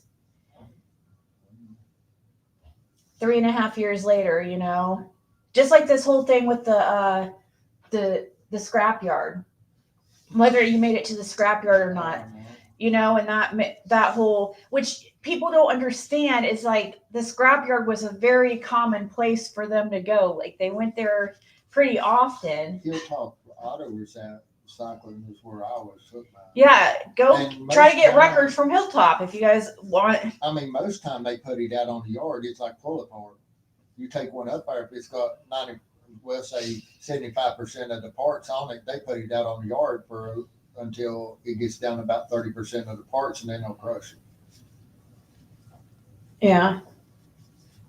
But they probably have a record of you being there if you were there or not. I mean, when you go in, you're on camera, and when you pull up on the scales, you automatically got to show them your ID and everything, and they take your tag number, and then they put the VIN number. That's the only way you can get paid is if you can't go there without an ID, guys. Like you have to have records. You a check and stuff, and you have to show ID when you go in. Yeah, so I hardly think there was anything nefarious about that, and whether or not Fred made it there or not. Fred did not make it there.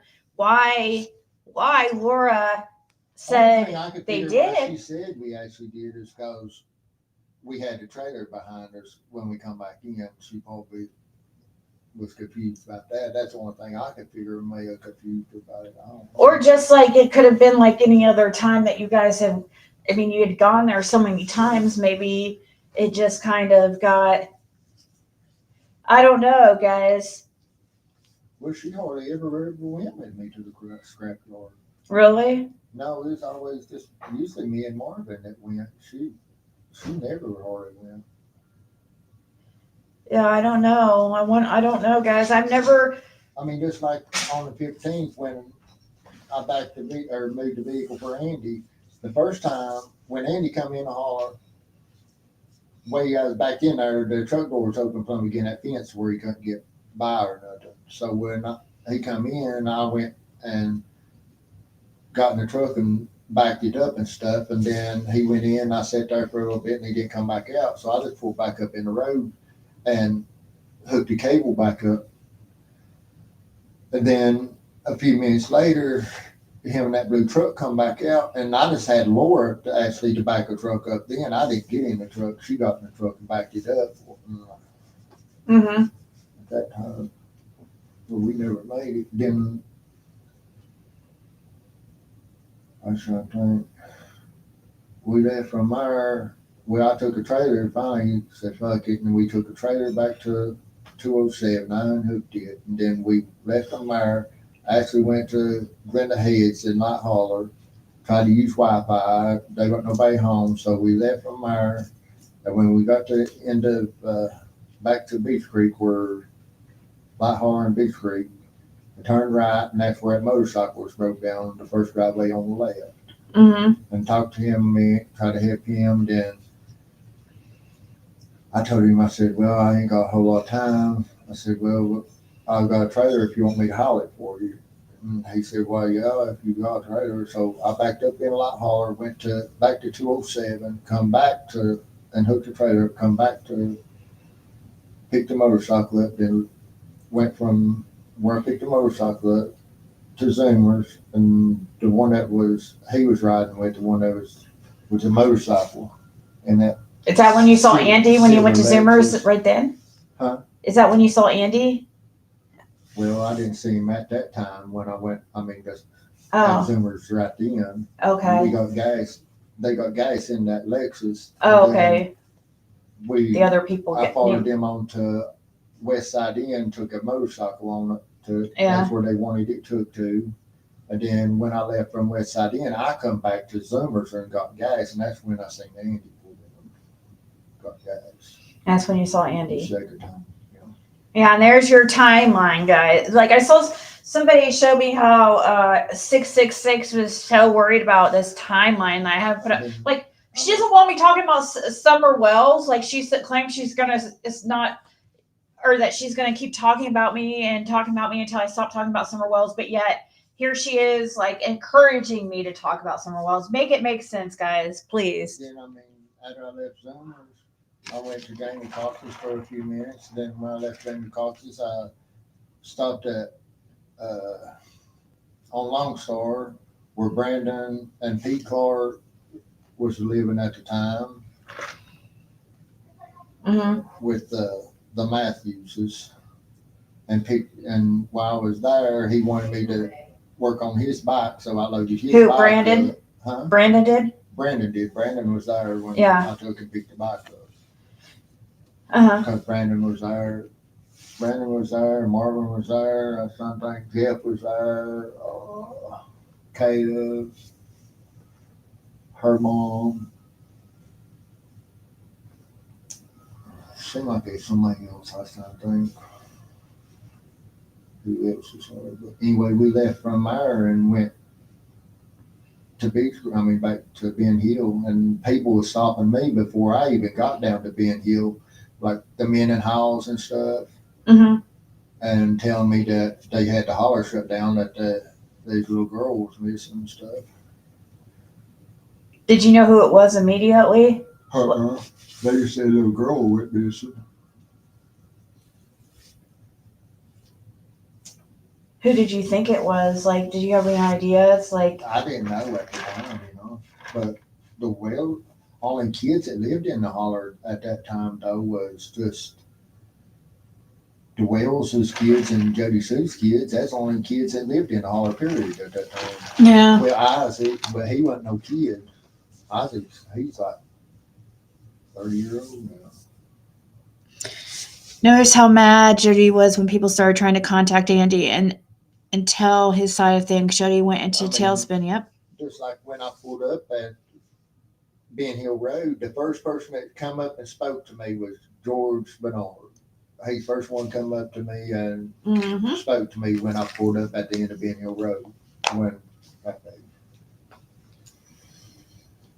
And he was like, I thought it was your kid that, he tried to say he thought it was your kid that went missing. Yeah, he tried to say he thought it was maybe one of my kids that went missing at first. Yeah. And that first time I'd seen George in 20 years. Really? Yeah, probably. You hadn't seen him in 20 years before that? I didn't see him in a long time. That's crazy. I might have seen him out, and so far as speaking to George. Last time I spoke to George, he still lived at 125 before they moved out on Long Star. So that's like forever ago.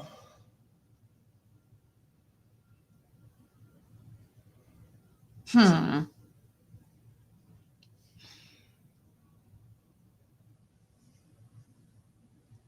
Andy's ass got seen and he knows it. Yeah.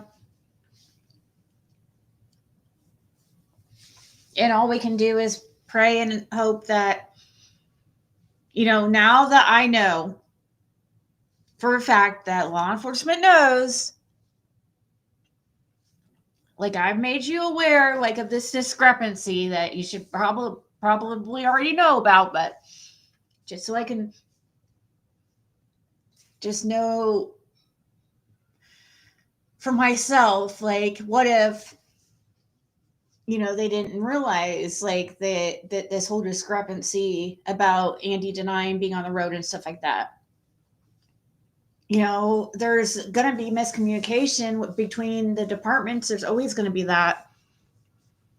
And I've seen that firsthand, with how the questions they're asking, us the same questions that they were asking Fred at the very beginning. That Fred had already answered. What was the first thought, Fred? Yeah, what was your first thought when you came up there and stuff? Like, did you I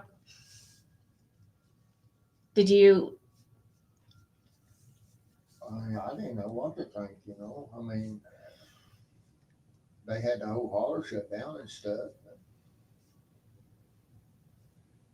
I mean, I just figured that maybe the kids had been out playing or something that just wandered off or something. Yeah, you never think that it was going to end up into something like this, right? You think, oh, they're going to be found in a, in 30 minutes or something. That's usually what happens. Stuff like that doesn't happen. I've been around a lot as kids, and other kids just played all along them roads and creeks and main roads down in there and stuff all our life and stuff. I mean, even my kids. Yeah, and even though people were into like drugs and stuff, but nothing like that. But they always like watched over the kids. Like, people out there always watch over the kids. And just because somebody is into drugs doesn't make them automatically a bad person. But a lot of bad people do use drugs. So when you're in the drug scene and involved in that stuff, you're around all kinds of people. You're around people who are good people who just have a bad addiction. You're around bad people who have an addiction. You're around. I just like after they get the road opened up enough where I could get into holler and stuff. And I get up there and unhook a trailer and stuff and park the truck. The law enforcement are nuts that never come yet. Don's the first one to ever come up there. Don come up there before every law enforcement or anything. And then that's when he was, makes you wonder. I figured it was accident cover up at first. Makes you wonder where Don really came from, if he really did just arrive back from work. If he was there before law enforcement and all that. Yeah, these two officers said that Don was there when they first pulled up. Said Don, Candace, Grandis, and the boys was on 110 when they pulled up. Just like the guy Fred hadn't talked to in years, the night hunters were keep creeping around that night. That guy popped up out a weird time too. Which one are you talking about? Val? What's she talking about? She says, just like the guy Fred hadn't talked to in years, the night the people. Oh, she probably talking about The night of the shooting? Probably. Huh? She probably talking about Bill Benton. I'm guessing. Oh. Yes, Val. Yeah. The Bill Benton incident where he showed up wanting to purchase substances and hadn't been there for a while. It was just odd. Fred immediately felt it was off. And then for that incident to happen right after those people in the woods, and then Bill Benton takes off and wrecks at the bottom of the freaking driveway instead of like trying to help Fred see what was going on. Bill Benton takes off like freaking out. And yeah, Fred and Bill kind of get into it because he's like, I thought you would have my back. I thought you were like, it's like this guy was in prison for unaliving somebody. There's very few that ain't been in prison. Yeah, a lot of those people out there on the creek that have been to prison there's a lot of unalivers out there. A lot of them are situations where, like the incident where the person was stabbed and bled to death. They didn't go to the hospital. That was Bill Bitten's situation. I mean, shootouts and stuff like that. You know, stuff not on purpose. And that's how he's got, or it was on purpose. He stabbed the guy, but it wasn't planned. It doesn't sound like, sounds like it was an altercation. And the guy refused to go to the hospital. So kind of in a way, yeah, I don't know. But I guess. I mean, most of them just want, I don't know.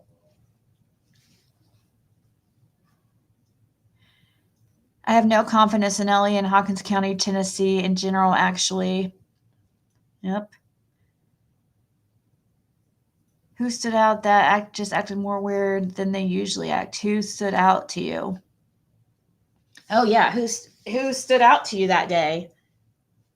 Who stood out to you that day on the 15th? Like, that was acting weird.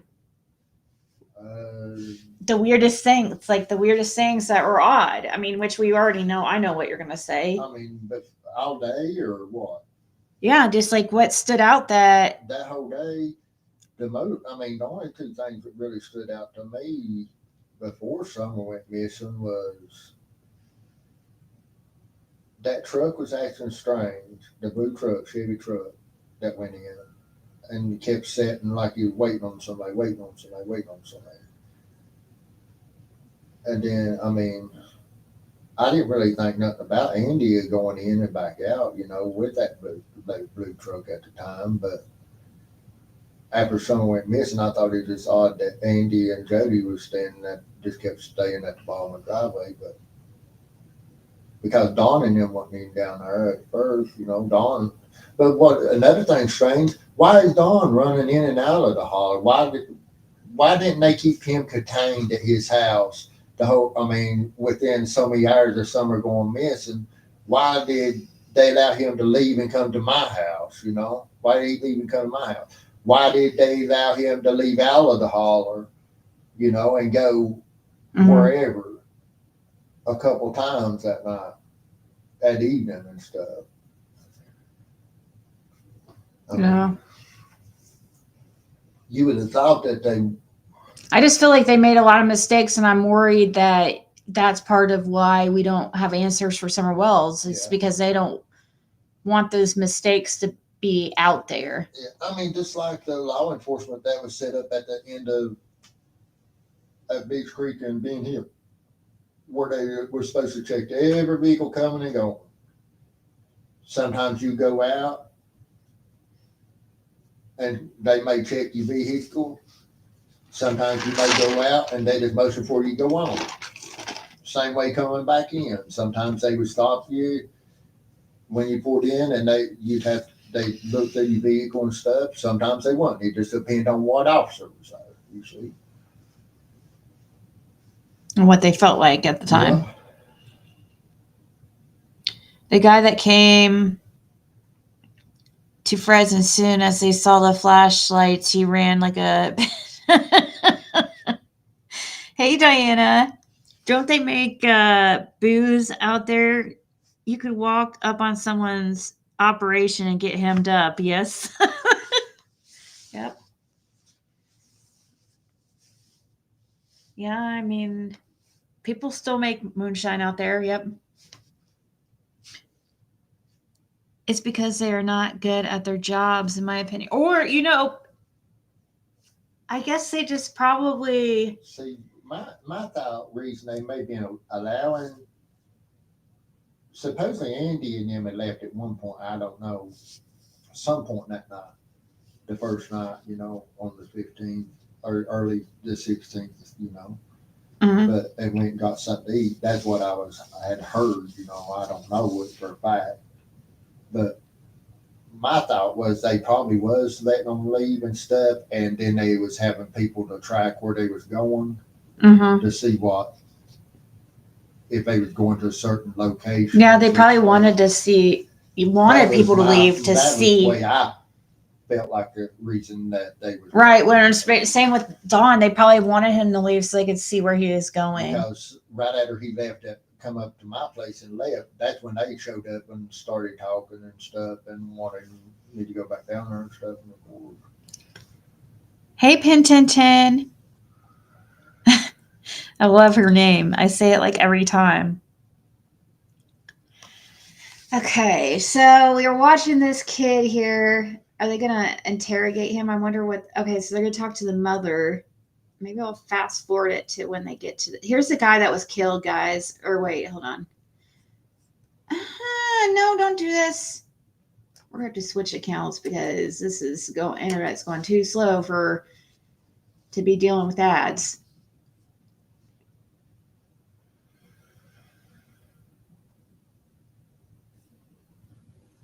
But you're probably right. Whoever said the bad weather, I think you're probably right. I mean, the internet sucks really bad here. The kind of internet I have right now, but it's extra bad right now. So, yeah, I was going to fast forward to, this is the guy. Let's see, Hawkins County was trying to keep TBI out of it. They didn't want TBI involved with the jury. That's why they didn't contact TBI. Just this Saturday at 1 a.m. Eldest son has just admitted to murdering a stranger. This guy right here is the man that was killed. Just the guy that was sleeping and minding his own business. And I guess wasn't even homeless. He just was, I guess, relaxing out there or something. I don't know. You hear stories of people like that live like they're homeless that, really aren't. They just are very simple people and yeah. Don't require much. Small town police don't have the experience for this kind of case. They should have had TBI or FBI helping from the start. Stranger for the thrill of it. The detective wants to know the question on everyone's mind at this point. What would drive this seemingly nonviolent teenager to murder? Tell me about Brian. Does he have any kind of mental issues or disabilities?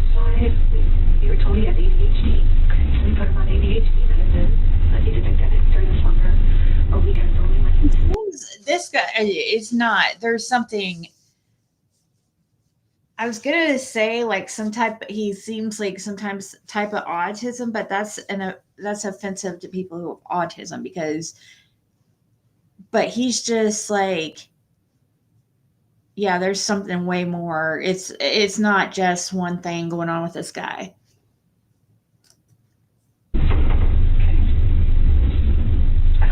In middle school, he started exhibiting antisocial behavior. Okay. Saying things to get kids riled up and thinking it was funny. Okay. And the doctor has said, yes, he's ADHD. Yes, he's autistic. Yes, he's the. Oh, wow. So he is autistic. Okay. ADHD, autistic. Yeah, this is the same Val. She's using a different account. She lost her other device. Yeah, so the guy he was an older man. Yep. Oh, and there's some indications that he should get further testing because of potential psychosis. And I asked about referrals and calls and nobody in town to see them. The only place to go is Denver. And I was like, how am I supposed to just take him to Denver? And so we got him involved. She worked with them for about a year, and then COVID hit. And so she couldn't do sessions anymore. And they tried to do over-the-phone sessions, but it's just not very effective, beneficial. And it just kind of, we just were like, okay, well, he seems to be doing good. He graduated high school. He works with... And he's been working there for a year in August. The detective wants to know more about the medications Brian is on and if he's actually taking them. And he said he's not taking his medication, or longer. Is he on medications now? He's on ADHD medicine. Okay. That he takes before work. Okay. On his part-time job. Okay. And he takes sertraline, which is an anti-anxiety, antidepressant. Okay. So he's been diagnosed that as well. And to the best of your knowledge, is he actually taking them? Like, do you watch him take them? I don't watch him take them, but if I have the alarm set, and every 9 to 10 p.m. I say, Brian, take your medicine. And he says, I know, I am. Okay. And as I've looked at his pill container, I mean, it's going, seems to be going down. Okay. So I assume he was taking it. Okay. What about alcohol or any other recreation drugs? No, nothing like that. When you talked about the school stuff and having lots of issues, what were the issues that they were having that made other kids not feel safe? He would make jokes that were not appropriate. He got suspended a few times, like for behavior that wasn't acceptable. Like this one girl that he knows very well, he knows that she has a lot of issues and that loud noises frighten her. And so, one of his school suspensions was when he, came up to her in the hallway and clapped really loud next to her. Knowing that it would put her in a panic, and she cried, and you're like, yep, no, that's not how, no. You knew that would upset her, and you did it anyway. And he got suspended for prohibited use of a weapon, but there was another boy who brought in nunchucks to school, on the school bus, and Brian was like, wow, cool, and I think this was in 11th grade, and so Brian was like, I think Brian had given out some candy to some kids on the bus. And so Brian was like, can I check those out? He's like, I'll bring you in so you could give me some candy. So Brian gave the kid candy, and the next day the kid comes on the bus with 2 sets of nunchucks. One are glass, and the other ones, I guess they're like rubber. I don't know. I never actually saw them. Okay. But so he's like, I know I can't take the glass ones because I'd be in trouble for that. So he took the rubber ones and he put them in his backpack. And his backpack was, I don't know if it was in his backpack or in his jacket. There was some differentiating stories. Okay. But so the teacher saw them and they said, what's that, Brian? And he was like, nothing.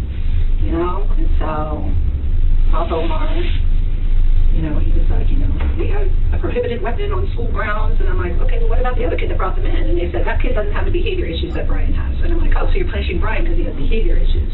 I see. So Brian went through probation and he completed it successfully. The line of questioning pivots to Brian's behaviors and interests. How about stuff at home with you and your husband and your other son? Like any kind of violent behavior or weird behavior? Like the stuff with Brian's textbook weird. He's always, he's either ADHD and we're struggling with social thinking and social behaviors and learning and, it's always a challenge with Brian. But not violent behavior towards you or your husband. What about other kids in the neighborhood or on the bus? He didn't really, he had a couple of friends that he's had since elementary, but he had a morbid sense of humor and would make jokes and I'd say, Brian, that is not funny. He'd go, yeah, it is, Mom. You just don't get my sense of humor. But some of his behaviors that we attributed to autism, like the flat face, maybe isn't attributable to autism. Obviously, it's something else. Okay. What about any? She said, obviously, it's something else. Huh.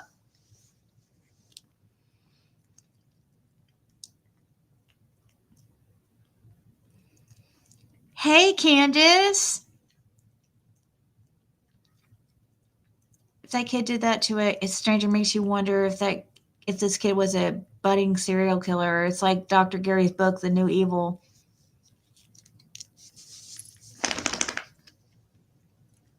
Wow.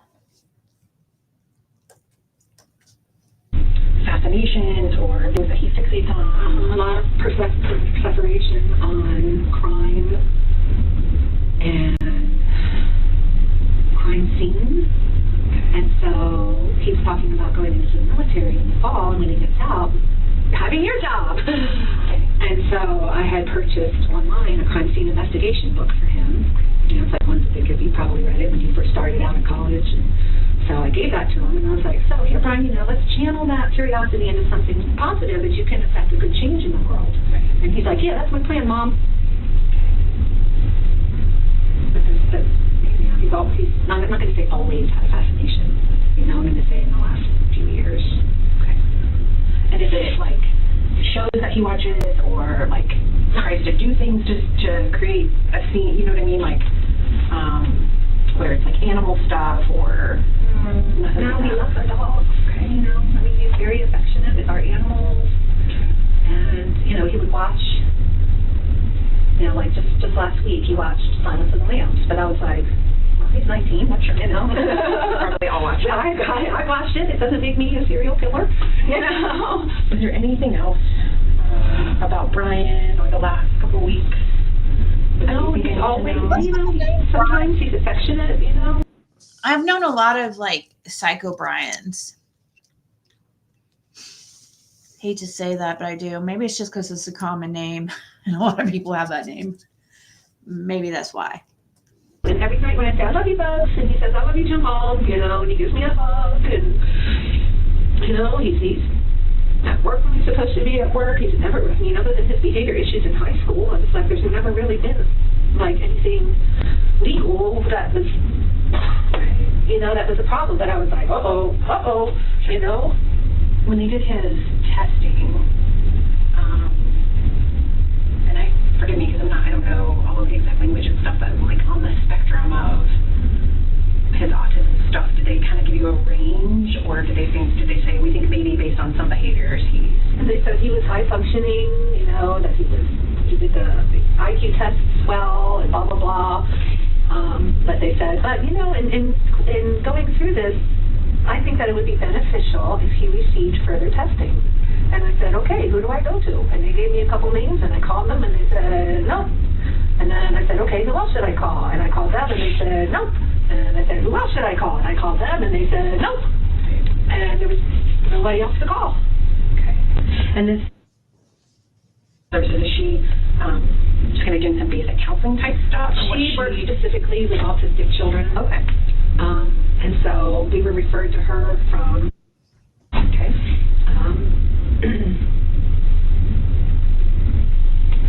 And, like I said, he was doing groups. Going in to see her once a week, and, Yeah. Now that I hear her talking, like, I don't know. She was very, very, very, I can't imagine, though, finding something like that. And that was just moments after she had found it, and she was absolutely hysterical. Are you serious, Whistle?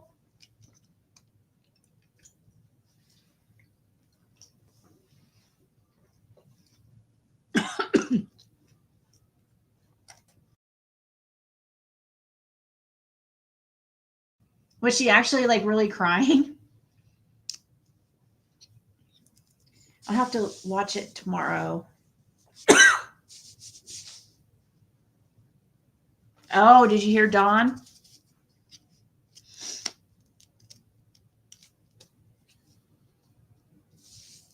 I just have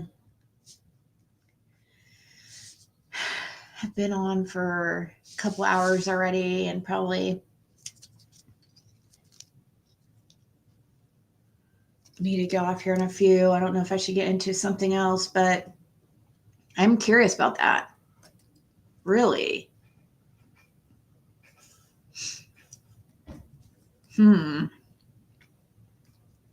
Did she say for what? Yeah, because of everything we said, we don't feel like he's a danger to other people or to us, Maybe himself, if, something happens, but, and I was like, do you think he's a danger to others? And she goes, well, from the discussions we had, I can't really make that determination, but... So he must have been going to her for quite a while then. He was seeing her for about a year. He had been seeing her for a year and a half, but he wasn't making any progress with things. Just kept getting worse and worse. Behaviors were worse. Like I said, there's never any violent outbursts. fascination with some things, that I thought we were channeling it properly, and, you know, his morbid sense of humor, and then I was like, well, Stephen King's got a morbid sense, you know, and he's a freaking millionaire writing books, you know? Brian Sr. is dumbfounded by the situation he's found himself in. Our kids are both doing good. They're okay at school. They don't drink or smoke. So I didn't really have no warnings that this was going to happen. But he quickly realizes that this is not an accurate picture of his son. He's obviously sick. He's obviously very sick. We noticed weird things about him. Some days he gets cold. Just he looks at me and he has this cold look on his face. And I can just tell that, I don't know if it's from his friends that he's hanging out with or what, but... Tell me about some of the, I know you had some issues in school, but tell me about Brian from his childhood. Very growing up. He was good growing up, but I think they diagnosed him early in elementary school with ADHD because he would, you know, he had trouble meeting friends, trouble talking, doing funny things. So he was always kind of on his own. He was a loner. You know, he had friends, a certain amount of friends, but he wasn't like, hey, you know, he wasn't accepted very well. In school, he wasn't accepted. I know that, but he's got friends that he hangs around with, you know, respectable friends. And we just thought, but it just seems like not friends that would ever, not those kind of friends. Sure. Clean, good friends. Okay. You know, the worst they have is they play video games. They drink too much Pepsi. That's my only complaint when all his friends come over. They stay up too late. None of them are. I don't know what happened. I don't know why, what made him go, you know, and I'll never know that question. I don't know how many times you want to ask me. I don't know why, who, when, where. I don't know. I'm just as dark about this as you. Still, Brian Sr. maintains there was not a single sign that anything like this would ever happen. Never been physical at all with any family members. Okay. Mom, dad, Brian, dogs. Never any kind of cool bone in his body. Okay. Never, ever, nothing. Okay. As far as his friends know, he's never been in a fight in his life. Okay. He's never hit anybody. He's just like his dad. I mean, I've never been in a fight, man. I thought so. It's going to be a spin-off of me. Because he's non-violent, but he's not. I don't know what's going on now. Okay. Everything's different. By the end of his time in the interview room, Brian Sr. laments the loss of his family's reputation in the community. It's too much for me. I have the same name as my son, and now this has happened. I need to move to Mogadishu or something. Because I can't. This is going to kill my family. How do I know this guy's family's not going to come after us? Well, I mean, there's lots and lots of. I don't know how this is going to unravel. Sure. For the sins of my son, I don't know what's going to happen tomorrow. Right. And my wife is just a mess. I mean, just take it one day at a time. That's all you can do anyway. And I know there's lots and lots of unknowns and lots of stuff we don't know. It's going to take us days and weeks to sort things out. So try not to panic in the meantime and think too far ahead. Let's just think about. No, you guys are in charge right now. Terry and I have decided we can't do anything until we're out of this. Until you guys say, okay, you have released it. You know, right now we can't do anything.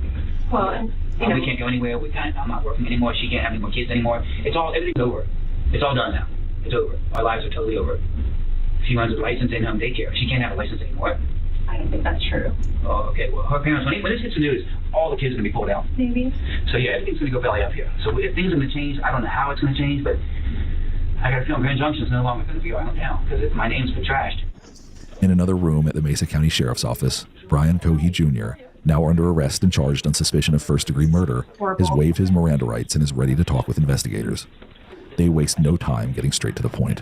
How did you get here? I murdered someone. Okay. But how did you get to my office? Well, the police drove me here from my mom's house. Okay. You said you murdered someone. I did. Did you know the person? No. No? No. I was driving one night.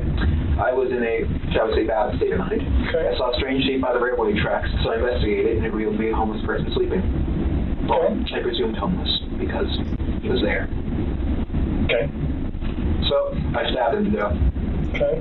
Then decapitated his head and hands and arms. Okay. I then took the head and put it in my car trunk along with the hands in bags, plastic Ziploc bags. Oh my gosh, this guy, the way he talks about this is crazy. And then something happened between Day Day and Can Can. Oh, really? Trouble in paradise, is there? Bags. I took it back to my house, cleaned off the knife, tried to hide the head and hands, removed the trash in my car that was stained in blood. And then I tried sleeping. However, I was quite stupid, shall we say, because I decided that's too much evidence. The body needs to be dumped in the river. So I took the body in the trunk, drove it to the Blue Heron drop-off point, and unsuccessfully dumped the body as I parked too low down the ramp. The ramp is mud and dirt, so unless you have four-wheel drive, you're not getting out. And I was able to get out, and my car flooded. Let's see, I killed him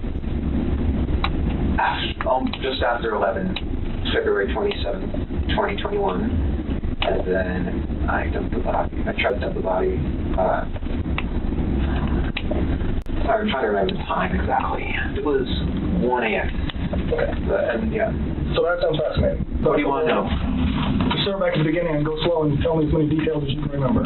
So, because I mean, I'm already going to jail for this 15 years probably.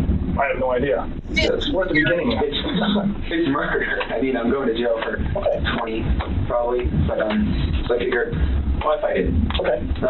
So what's important to me is to learn as much about you and what you did as I can. This guy, I'm going to jail for probably 15, 20 years. Oh, might as well just, no, hopefully you're going to jail for the rest of your life, but. Well, as many details as you can give me, the better. I drive a 2007 Ford 500. Okay. And I keep a small 18-inch bat in there for self-defense, and a large kitchen knife in the glove box, both for self-defense, because I don't really trust anyone, or really any part of this town, so that's why I have both. And let's see, yeah, it was the night of February 27th. It was a full moon, and I figured I could see so well, why not drive out? And I am in a bad state of mind at that time. I have major depressive disorder, so I am not thinking, I shall say, positively. Okay. And I'm cruising around for an hour and a half. So I fill up on gas halfway through, and I'm eventually driving underneath the bridge near the sheriff's office. You know, like how... Oh yeah, go ahead. There's a road underneath, right? Out under the overpass. And I was driving along, and I see a shape here on the railway tracks. So I'm like, oh, interesting. So I go up, and as I'm looking, I see a large thing wrapped in a canvas. Okay. And I'm like, that's a homeless person. So I grab my knife, I put on 3 layers of gloves, because plastic gloves can betray their users because they're so thin, those vinyl gloves, by putting your fingerprints through. So I put on 2, 3 on one hand. Can betray their users. Oh my gosh. I think he did something weird to the remains, like something really weird. Oh, God. Are you serious? Have you heard this before?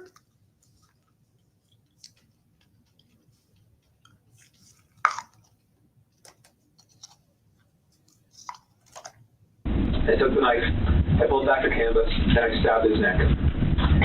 He was panicking at first in his old man voice. He was in his 50s. I know why I call him old man. He was saying, what are you doing? What are you doing? Why? Ah! And I just kept on stabbing his neck. Is it okay if I do a demonstration? Oh, yeah. This is him. I was strapped on top of him like this. Okay. And he couldn't fight back. It was actually surprisingly easy. I was barely breaking a sweat. I thought, oh my God, he's going to be tough. But no, it was actually surprisingly easy. And during the time I was growling and making the animalistic noises. Why were you doing that? I suppose it was a frenzy. Okay. I was so excited, so rushed up on adrenaline and everything. And I paused and he said, why are you doing this? And I said, I've been wanting to do this for a long time, murder someone. And then I continued. The whole ordeal lasted about a minute and a half. Okay. And I stabbed, when I was finished stabbing him, he took out his last breath, a grunt, and his head was halfway cut off in stabs. All the while, no, actually, after I killed him, I just couldn't stop saying, stinky, dirty, stinky, stinky. I wasn't smelling anything, but... And why were you saying that? I don't know. Okay. And, But you remember doing it. Oh my gosh, this is so freaking creepy. He's sitting there saying, and I kept saying, dirty, stinky. What the hell? Dawn and Can aren't together. She's at her sister's. Really?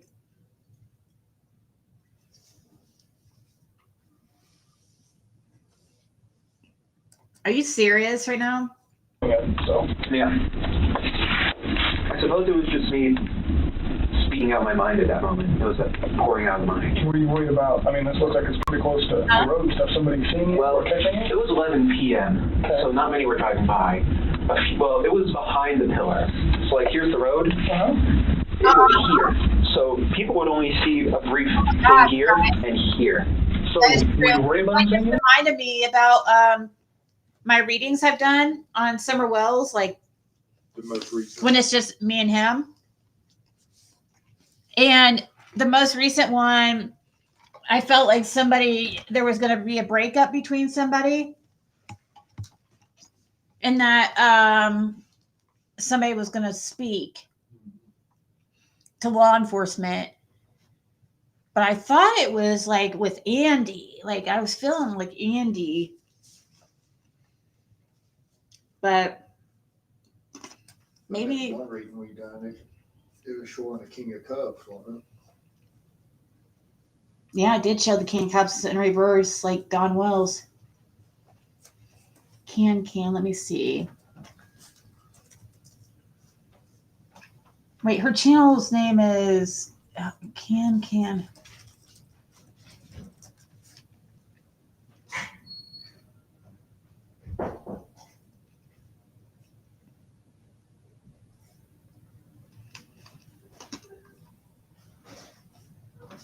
Wait, okay, there.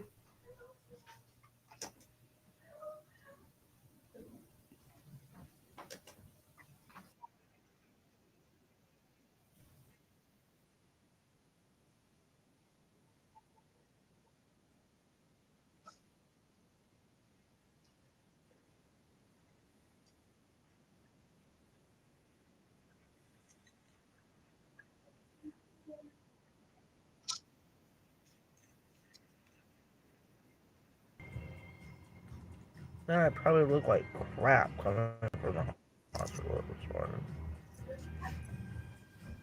Sorry to change it, guys.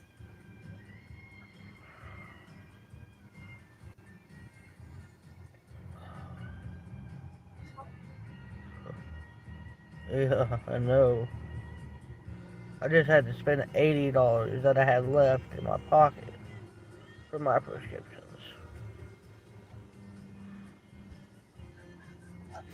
But it'll be okay. God's with me.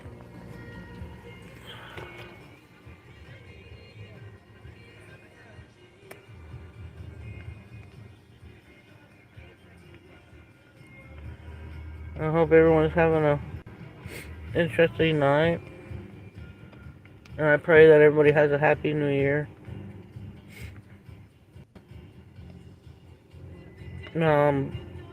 What about Don? I think he's at home.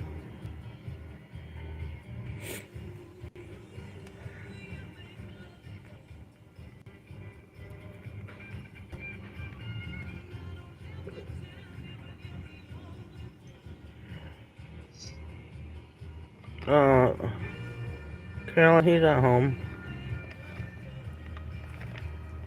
That's not the best going there either right now, so. I mean, we're talking, but it is what it is.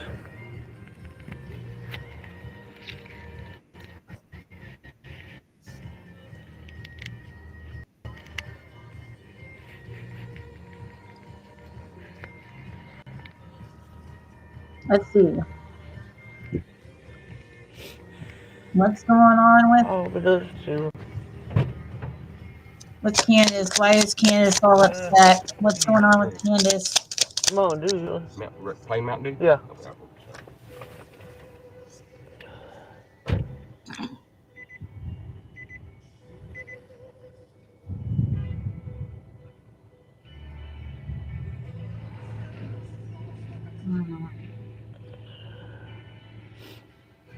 Yeah, plenty of fluids, yeah.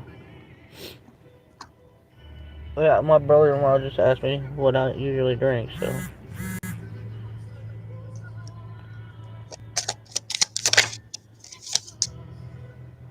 I don't know what that was.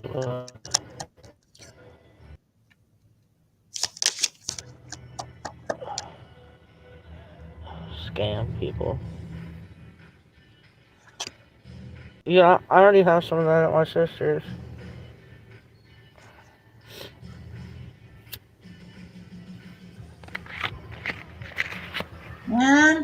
I don't know. The cards I'm drawing, I feel like maybe there could definitely be some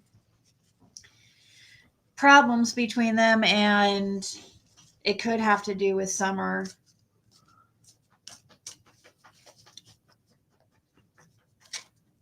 Hopefully she'll go and tell what she knows.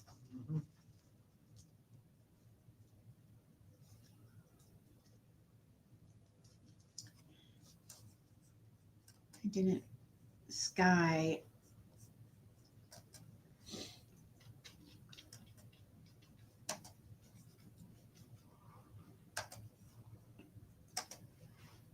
I need to go, but I was worried about one of them stopping. But What did you think would happen if somebody... Well, if they looked, well, it was quite dark under there, so they wouldn't have seen the guy unless they looked. They would have seen me holding a bloody 12-inch knife, wearing gloves, and wearing a mask to conceal my identity, a face mask. Okay. So you weren't doing it for COVID, you were doing it to hide your face?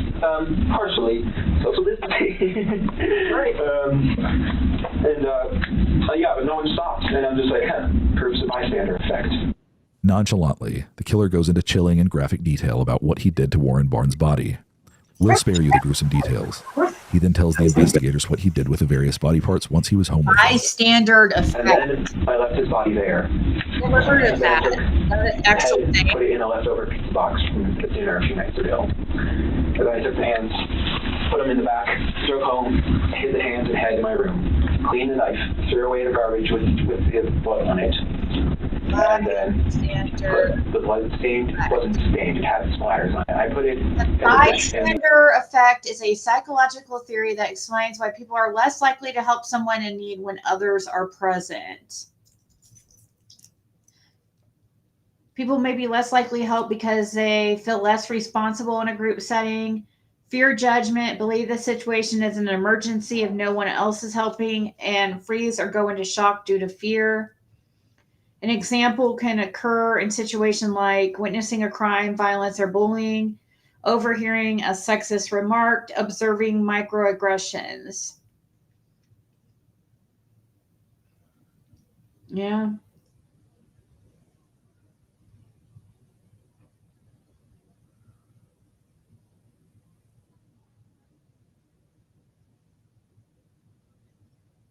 A study by the University of Chicago found that rats also exhibit a bystander effect.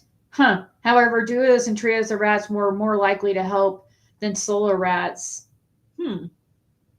Interesting. The washing machine.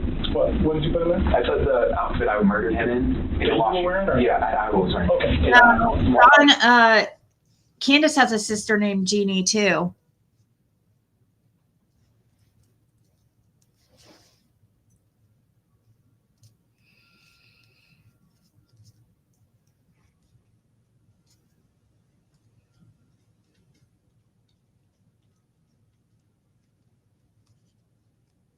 Yeah, isn't it weird all the people with the same names in this case? I did a washing machine, put it on high speed so it would effectively remove the blood. Wash it twice. And then I tried going to sleep, but I was worried that because there was a hole in my gloves right here, I was worried that they would be able to obtain a partial print. So I figured, why not go all the way? I drove back in a different outfit, picked up his body, surprisingly heavy, put it in my trunk, and drove to the Blue Heron drop-off station. Okay. I parked, so it's like this, right? So let's say this is the ground. The ramp is quite steep, and you need to have four-wheel drive to pull out of it. Okay. And my car didn't. I thought that I could drive out. So because I put it in reverse, A, so that it's easier to pull the body out, and B, because the back tires would provide propulsion to push up. Right. And I open the trunk, I take this body out, I put it in the water. Can you imagine? I mean, the fact that he freaking was making growling and animalistic noises, like he says, like how terrifying. Seriously. That's what he said he was doing. Like he was making animal noises while he was stabbing that guy. That he was growling and making weird noises. Like how creepy. Huh? Animalistic, yeah. Sounds weird, don't it? Yes, it does. The man in the trunk with her was her brother-in-law. Yep.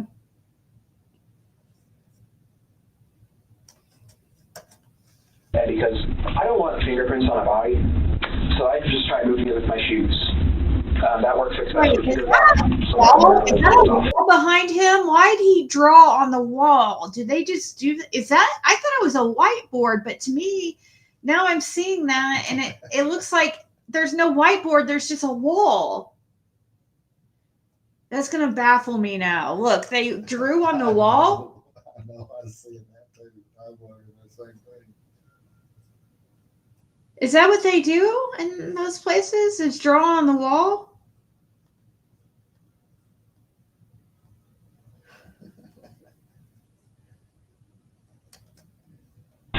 God knows where he is now.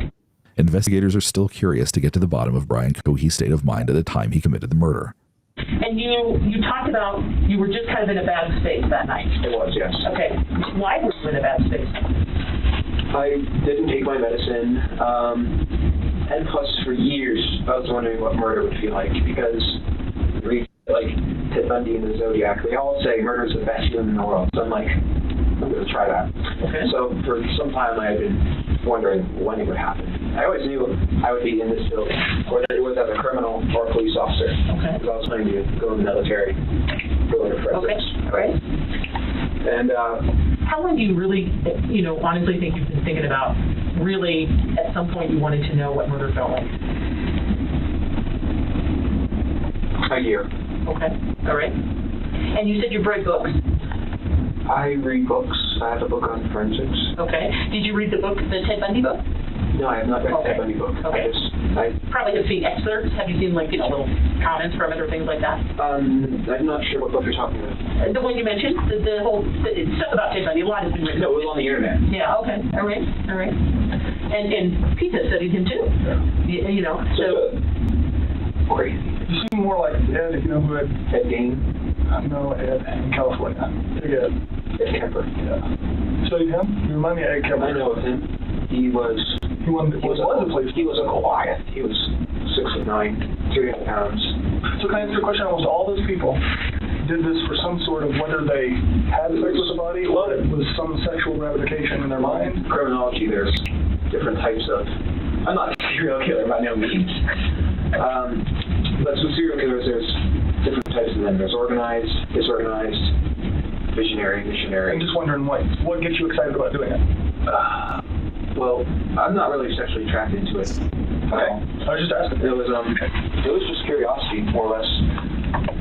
And you said you studied criminology and forensics and all that?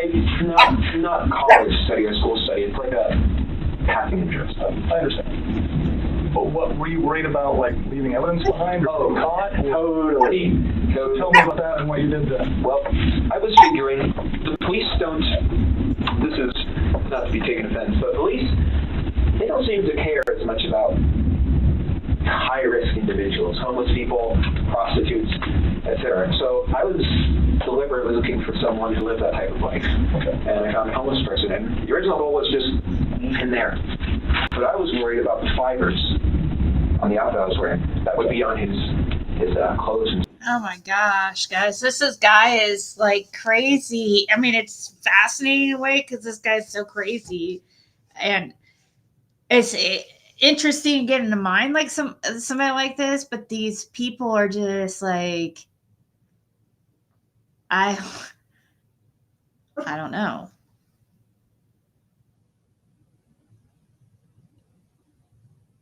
You think Jeannie was younger than Candace?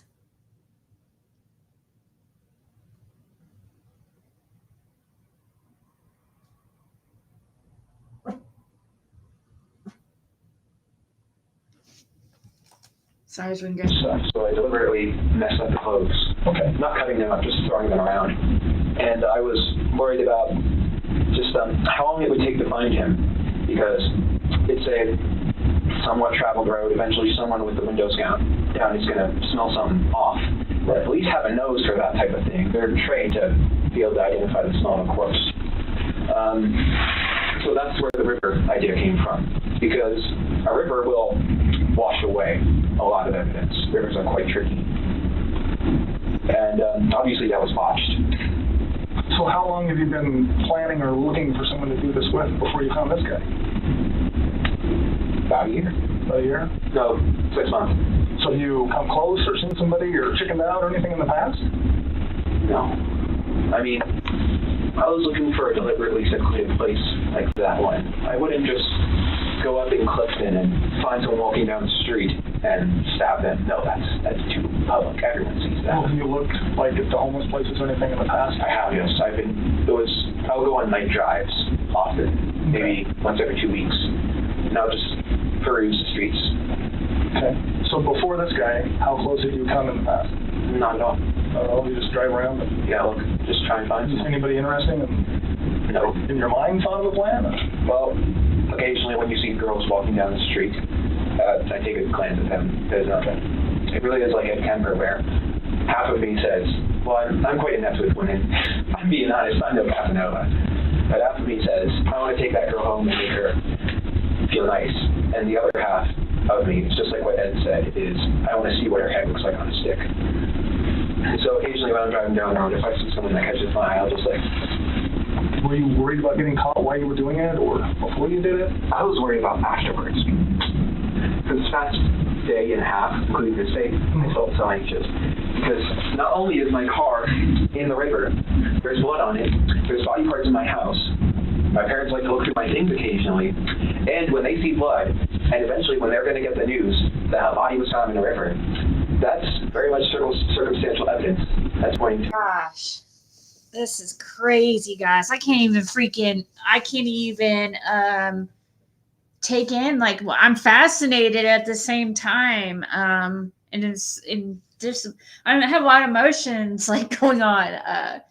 I feel kind of bad too that this guy, he seems like an intelligent guy. I just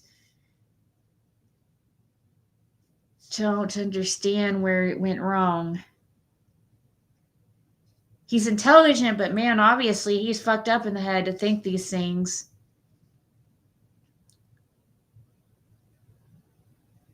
Gosh.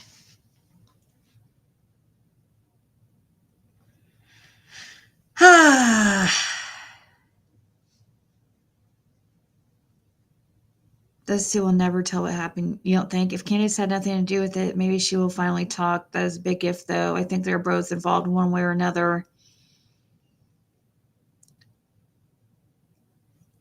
She was away from Dawn for 8 months and she didn't talk. Yeah, and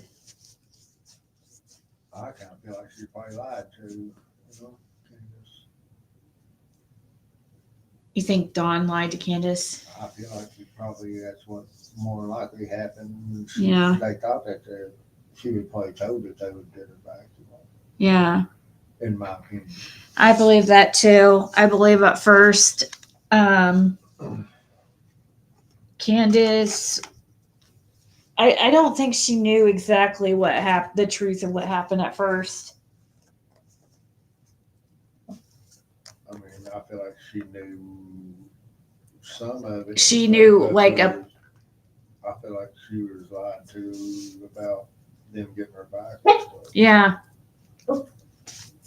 I think she was convinced that they were getting her back in some way, because look at her reaction on that interview when it's her and Dawn, and he mentioned something about her being may not be alive, like dead, and the way he talks and stuff. She seemed even disgusted with it.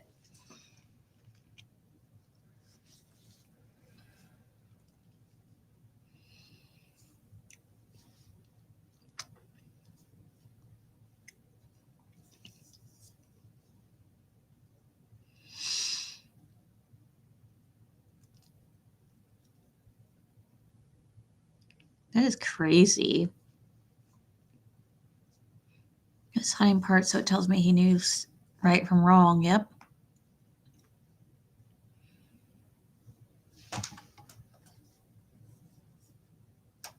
To me. So I was very much anxious these past days that I was eventually going to get caught. Okay. What do you think would happen if you got caught? Well, I figured my mother would have confronted me about it, but no, she didn't even say it until the police arrived. I thought the police would handcuff me, but apparently I've been cooperational, so. Detectives' line of questioning moves on to the big question. Why now? So what in your life has changed, or what in your mind has changed to make you? I don't know. So was it like something all of a sudden one day you woke up and thought I'll kill someone, or was it gradual? It was gradual, I think. Call me weird, but I think everyone has had thoughts of shooting up their school. I didn't know. And then because of that,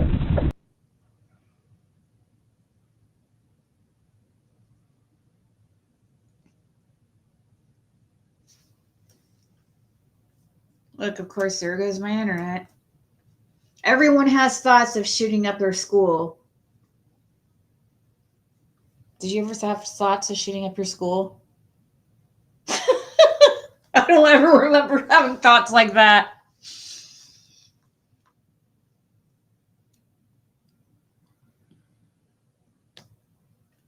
Mm-hmm.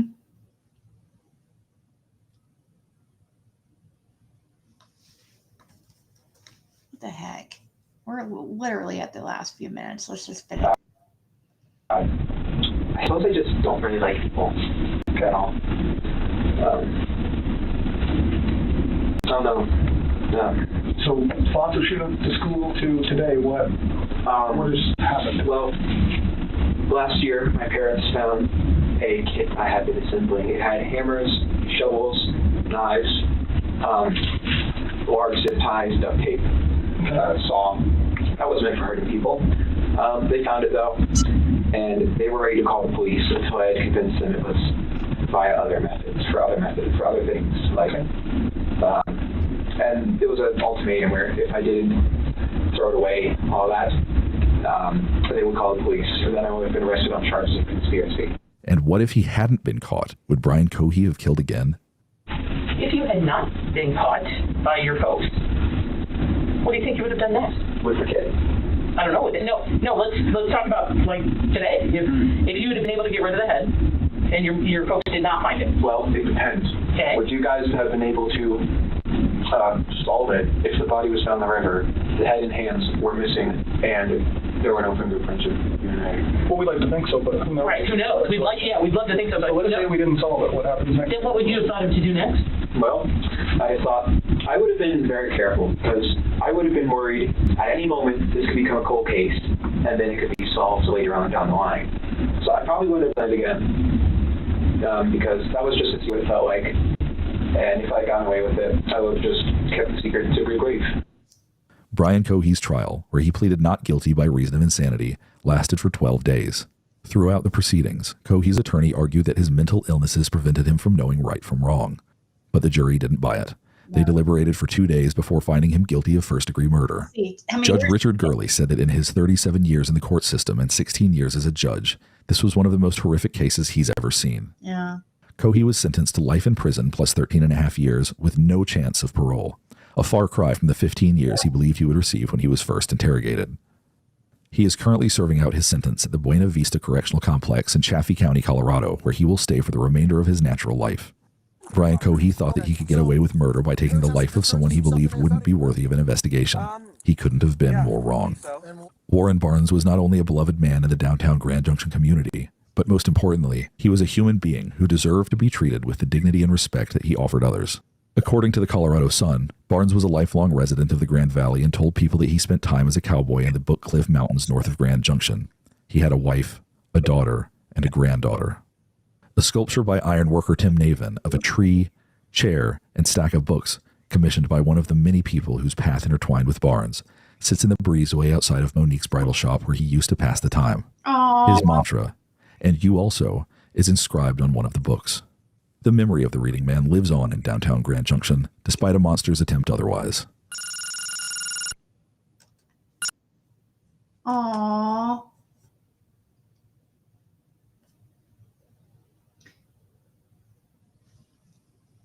Yeah, and I know, like, I've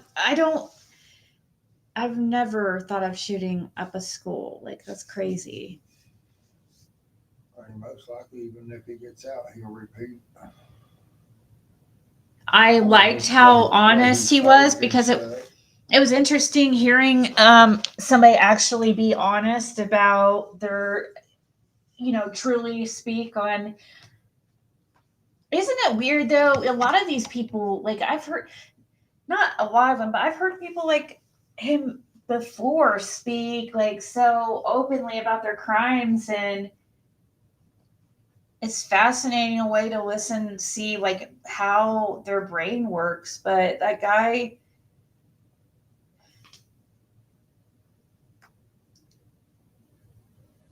that's crazy. He seems pretty, I mean, he's odd. He definitely was real odd, eccentric, but a lot of people are odd. That's what's scary. I've known a lot of people like him that just seem kind of like void of emotion and stuff. That's scary.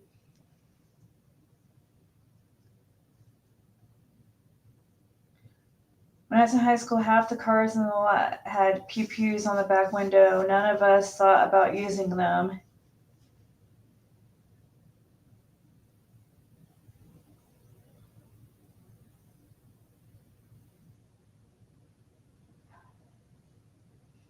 Yeah, poor guy.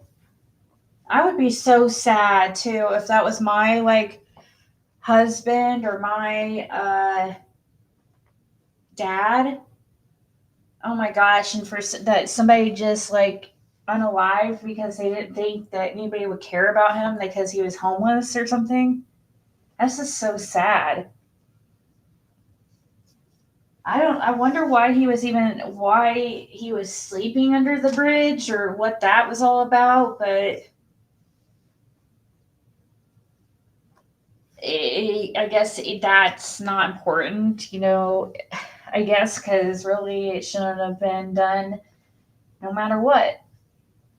But I am curious, like, why was he under the bridge and stuff? Like, was he,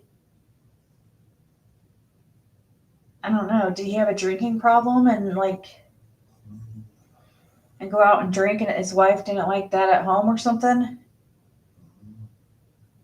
Would he go just places and drink and hang out and drink underneath? Like, I don't know. They've been hanging out there, had planned on doing something, just waiting on the right one to come through, knowing that he got by with it there or something. And then that kid said, I call him a kid because to me, I mean, he was a kid, like, gosh, 19. He had a baby face. He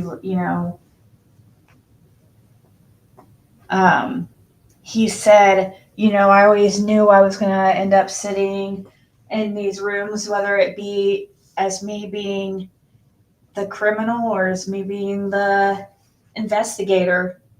Makes you wonder, these people like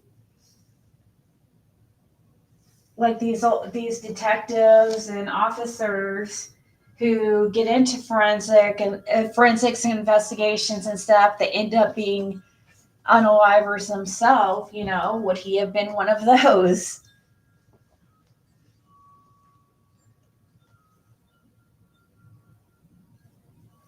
That's just horrifying. I keep thinking about that. How that's just horrifying, dude. What did he want to make it? Did it make him feel like powerful or something? Why did he have to do the noises and all that? That's just so crazy to me. Sorry, I'm just still thinking this over in my mind, like why people act the way they do. It's just what causes certain people when things are so outside the norm of how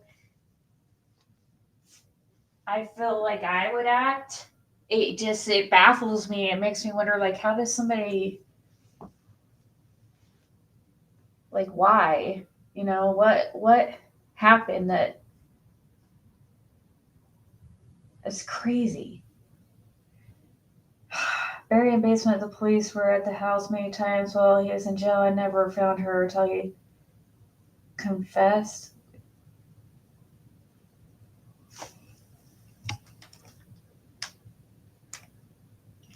We have a man here who has killed one wife, one girlfriend, and another girlfriend who went missing. They found one wife buried. He got sentenced to life after the trial. He confessed where his girlfriend was.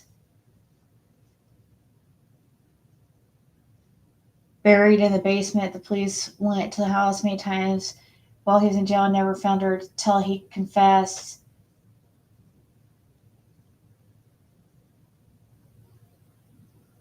Can't understand how someone get away with 3 murders. So, did they find the one girlfriend in his basement, or did he? Where was the? I think that's what she was trying to say. That after he confessed and stuff, that's where they found her. After he told where she was. What is it?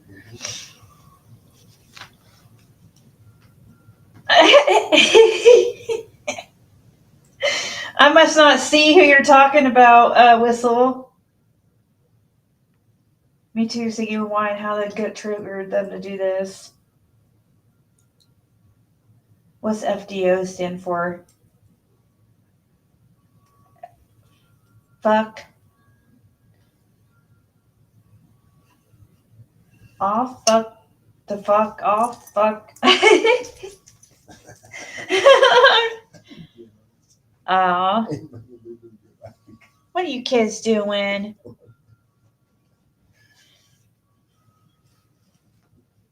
I need to go to sleep. I went to. We got 30 more minutes. Oh yeah.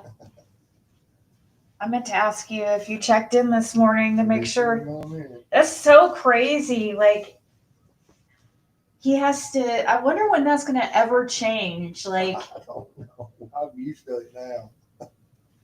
he has to check in every day, online or by phone. It's just like an automated thing. It's really simple. It takes 2 seconds. Holidays, weekends, every day. Yeah, it's really easy and simple, and that's the same way his probation meetings are too. Like once a month. 15 seconds. Yeah, he doesn't even have to go in. It's just like all online and stuff. The only time he has to go in is if it says he has a drug screen, which he's had one the 12th. The 12th was the last one he had. And like the first and the only one he really had, actually. Yeah, that's the first one I had in like 5 months. Yeah.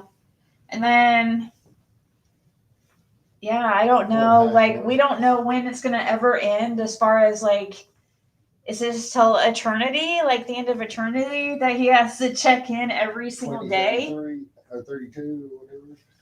Huh? That's why I got probation 2032. 2032? Well, hell, your sister got indefinite probation and was able to get off of it, so maybe you can get off of probation early if we somehow come up with the money to pay those fines. That's usually all they care about, for real. But yeah, that's true though. A true story about Karen. She had indefinite probation. If you go and look up her cases, we thought she was lying, so we double checked because we figured she was lying and she was still on probation. But if you look up her cases, yeah, her indefinite probation was somehow dropped after 5 years. I don't know how, but that doesn't seem like very long to be on probation before they drop it.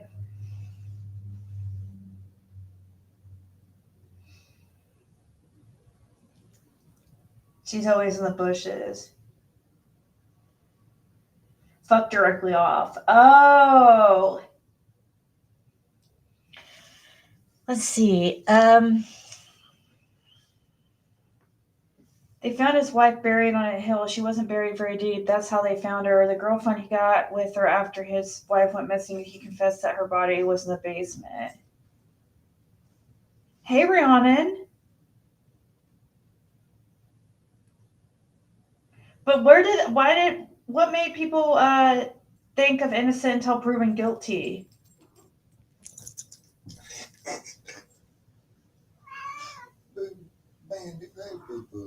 Does innocent until proven guilty have a channel or something? She's commenting on my resin video. I'm not a clip channel anymore, idiot. Oh. Oh, did you post some of your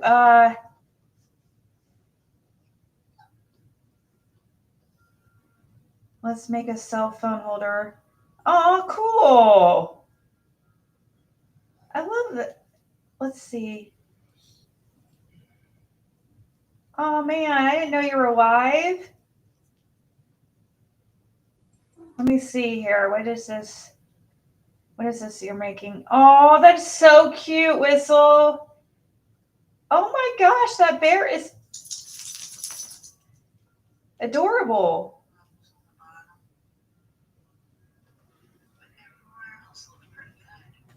That's cute. Whistle. Hold on.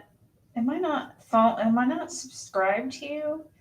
Surely I am. Let me make sure. Yeah, I'm subscribed. I just turn off my notifications. That's the thing. I used to get notifications when people go live, but I turned them off because, when I first started my channel, it seemed like every freaking notification I would get was somebody talking shit about Ziggy. I mean, every single time. Every single time it was like a notification, but that was back in the day, like early days, Ziggy, when it was crazy. It's still crazy, but it was worse. I mean, I don't know if it was worse. When was really worse? You would think it would have been worse back then because of the amount of people, but it really doesn't feel like it's changed much.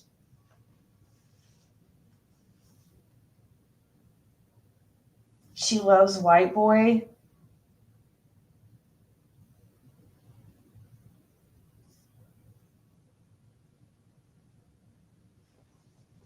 Yeah.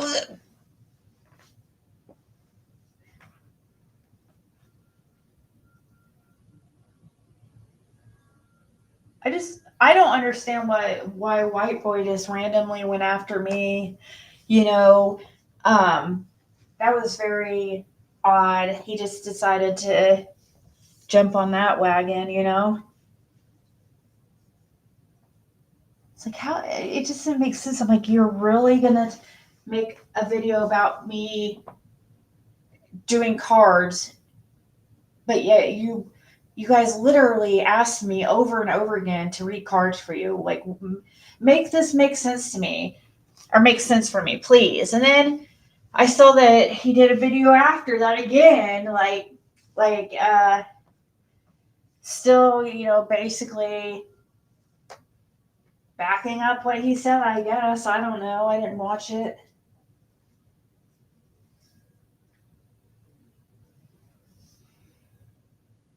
She was with the weirdos now talking shit daily. She was never like that when she was a mod for BK.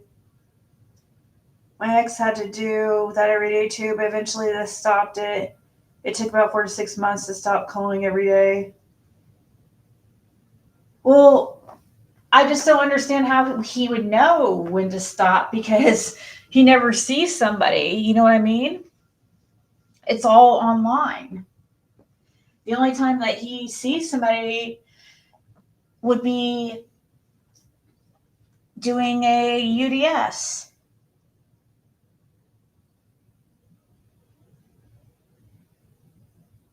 I never worried about doing. It's easy. It's super easy. Like, it's better than him having to other other alternatives, like it's simple. At least he doesn't have to. He can even just. There's a website too. Like he goes on a It's link. the easiest to do it on a website. Yeah. I can never get through on the call-in part. Yeah, there's a call-in number and there's a website you can use. So I just go But on website. the website is super simple. You just go on there, you sign in, and it tells you if you have a UDS scheduled for the day, and if you do, you have till 3 p.m. that day to get in to the office and take your urine screen. I mean, I've got to from 5 o'clock to 1:59 to call in. I know, but like, let's say, like if he were to accidentally fall asleep right now and not wake up till like 2 p.m., he would be like screwed because you're supposed to call in between 5 a.m. and 2 p.m. and then you have till 3 p.m. to get there. You know me though, I want to do it soon. Yeah, every day he can't get to sleep until he does that, so that's kind of a problem. I mean, that's just because he has to. I mean, monthly call-in too. I do it. It's too bad you can't do it at midnight. You know what I mean? Yeah. It'd be a lot better if they could change it to where at midnight it lets you know. I mean, Tennessee, it's from you call in from what is it, 8 of the evening, 8 to 5 in the morning. Tennessee. You called in on Tennessee? I'm trying to remember how that. No, that's the way it was with all of them in the highway house. Oh. They had an everyday call in. They would call in at night and then. Yeah, they could start. And then they have to go in the next day. Mine starts at 5 in the morning, 5 till 1:59 in the day. Then theirs was like at 8 o'clock of the evening till 5 in the morning. They're calling in Tennessee. And then they have to come in the next day. Yeah, they got to have their screen turned in by 11:30 because that's what they had me doing all of the DRC drug screens for them. Hey, Nunya, how's it going? So if anybody come in the halfway house that was on DOC, drug court. Maybe he wasn't live for a while. Oh, Whistle. Well, she needs to get glad and get over it. Oh, I mean, big deal. Somebody said something about your child abusing, neglectful parents that you support. Oh, no. Innocent until proven guilty. What are these people going to say? Like, they're all going to, like, try to say, oh, I really thought that they were good people. There were no signs.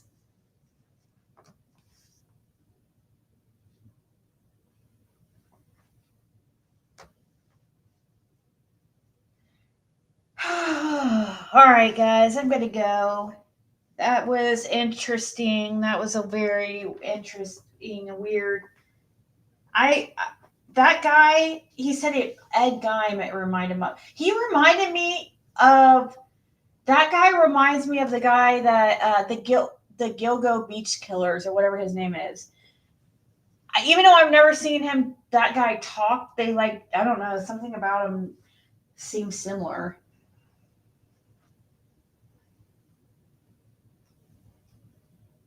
Yeah, Carrie, that's true. Oh, she's always been a big 666 supporter. Anywhere they're talking, oh my gosh, that innocent until proven guilty, like, holy shit, they freaking are. I mean, they're pretty obsessive, and they're pretty obsessive. They've always been real hateful. There's a couple of them, though, but both, one's like Some people say one of the accounts is Tim. I don't know.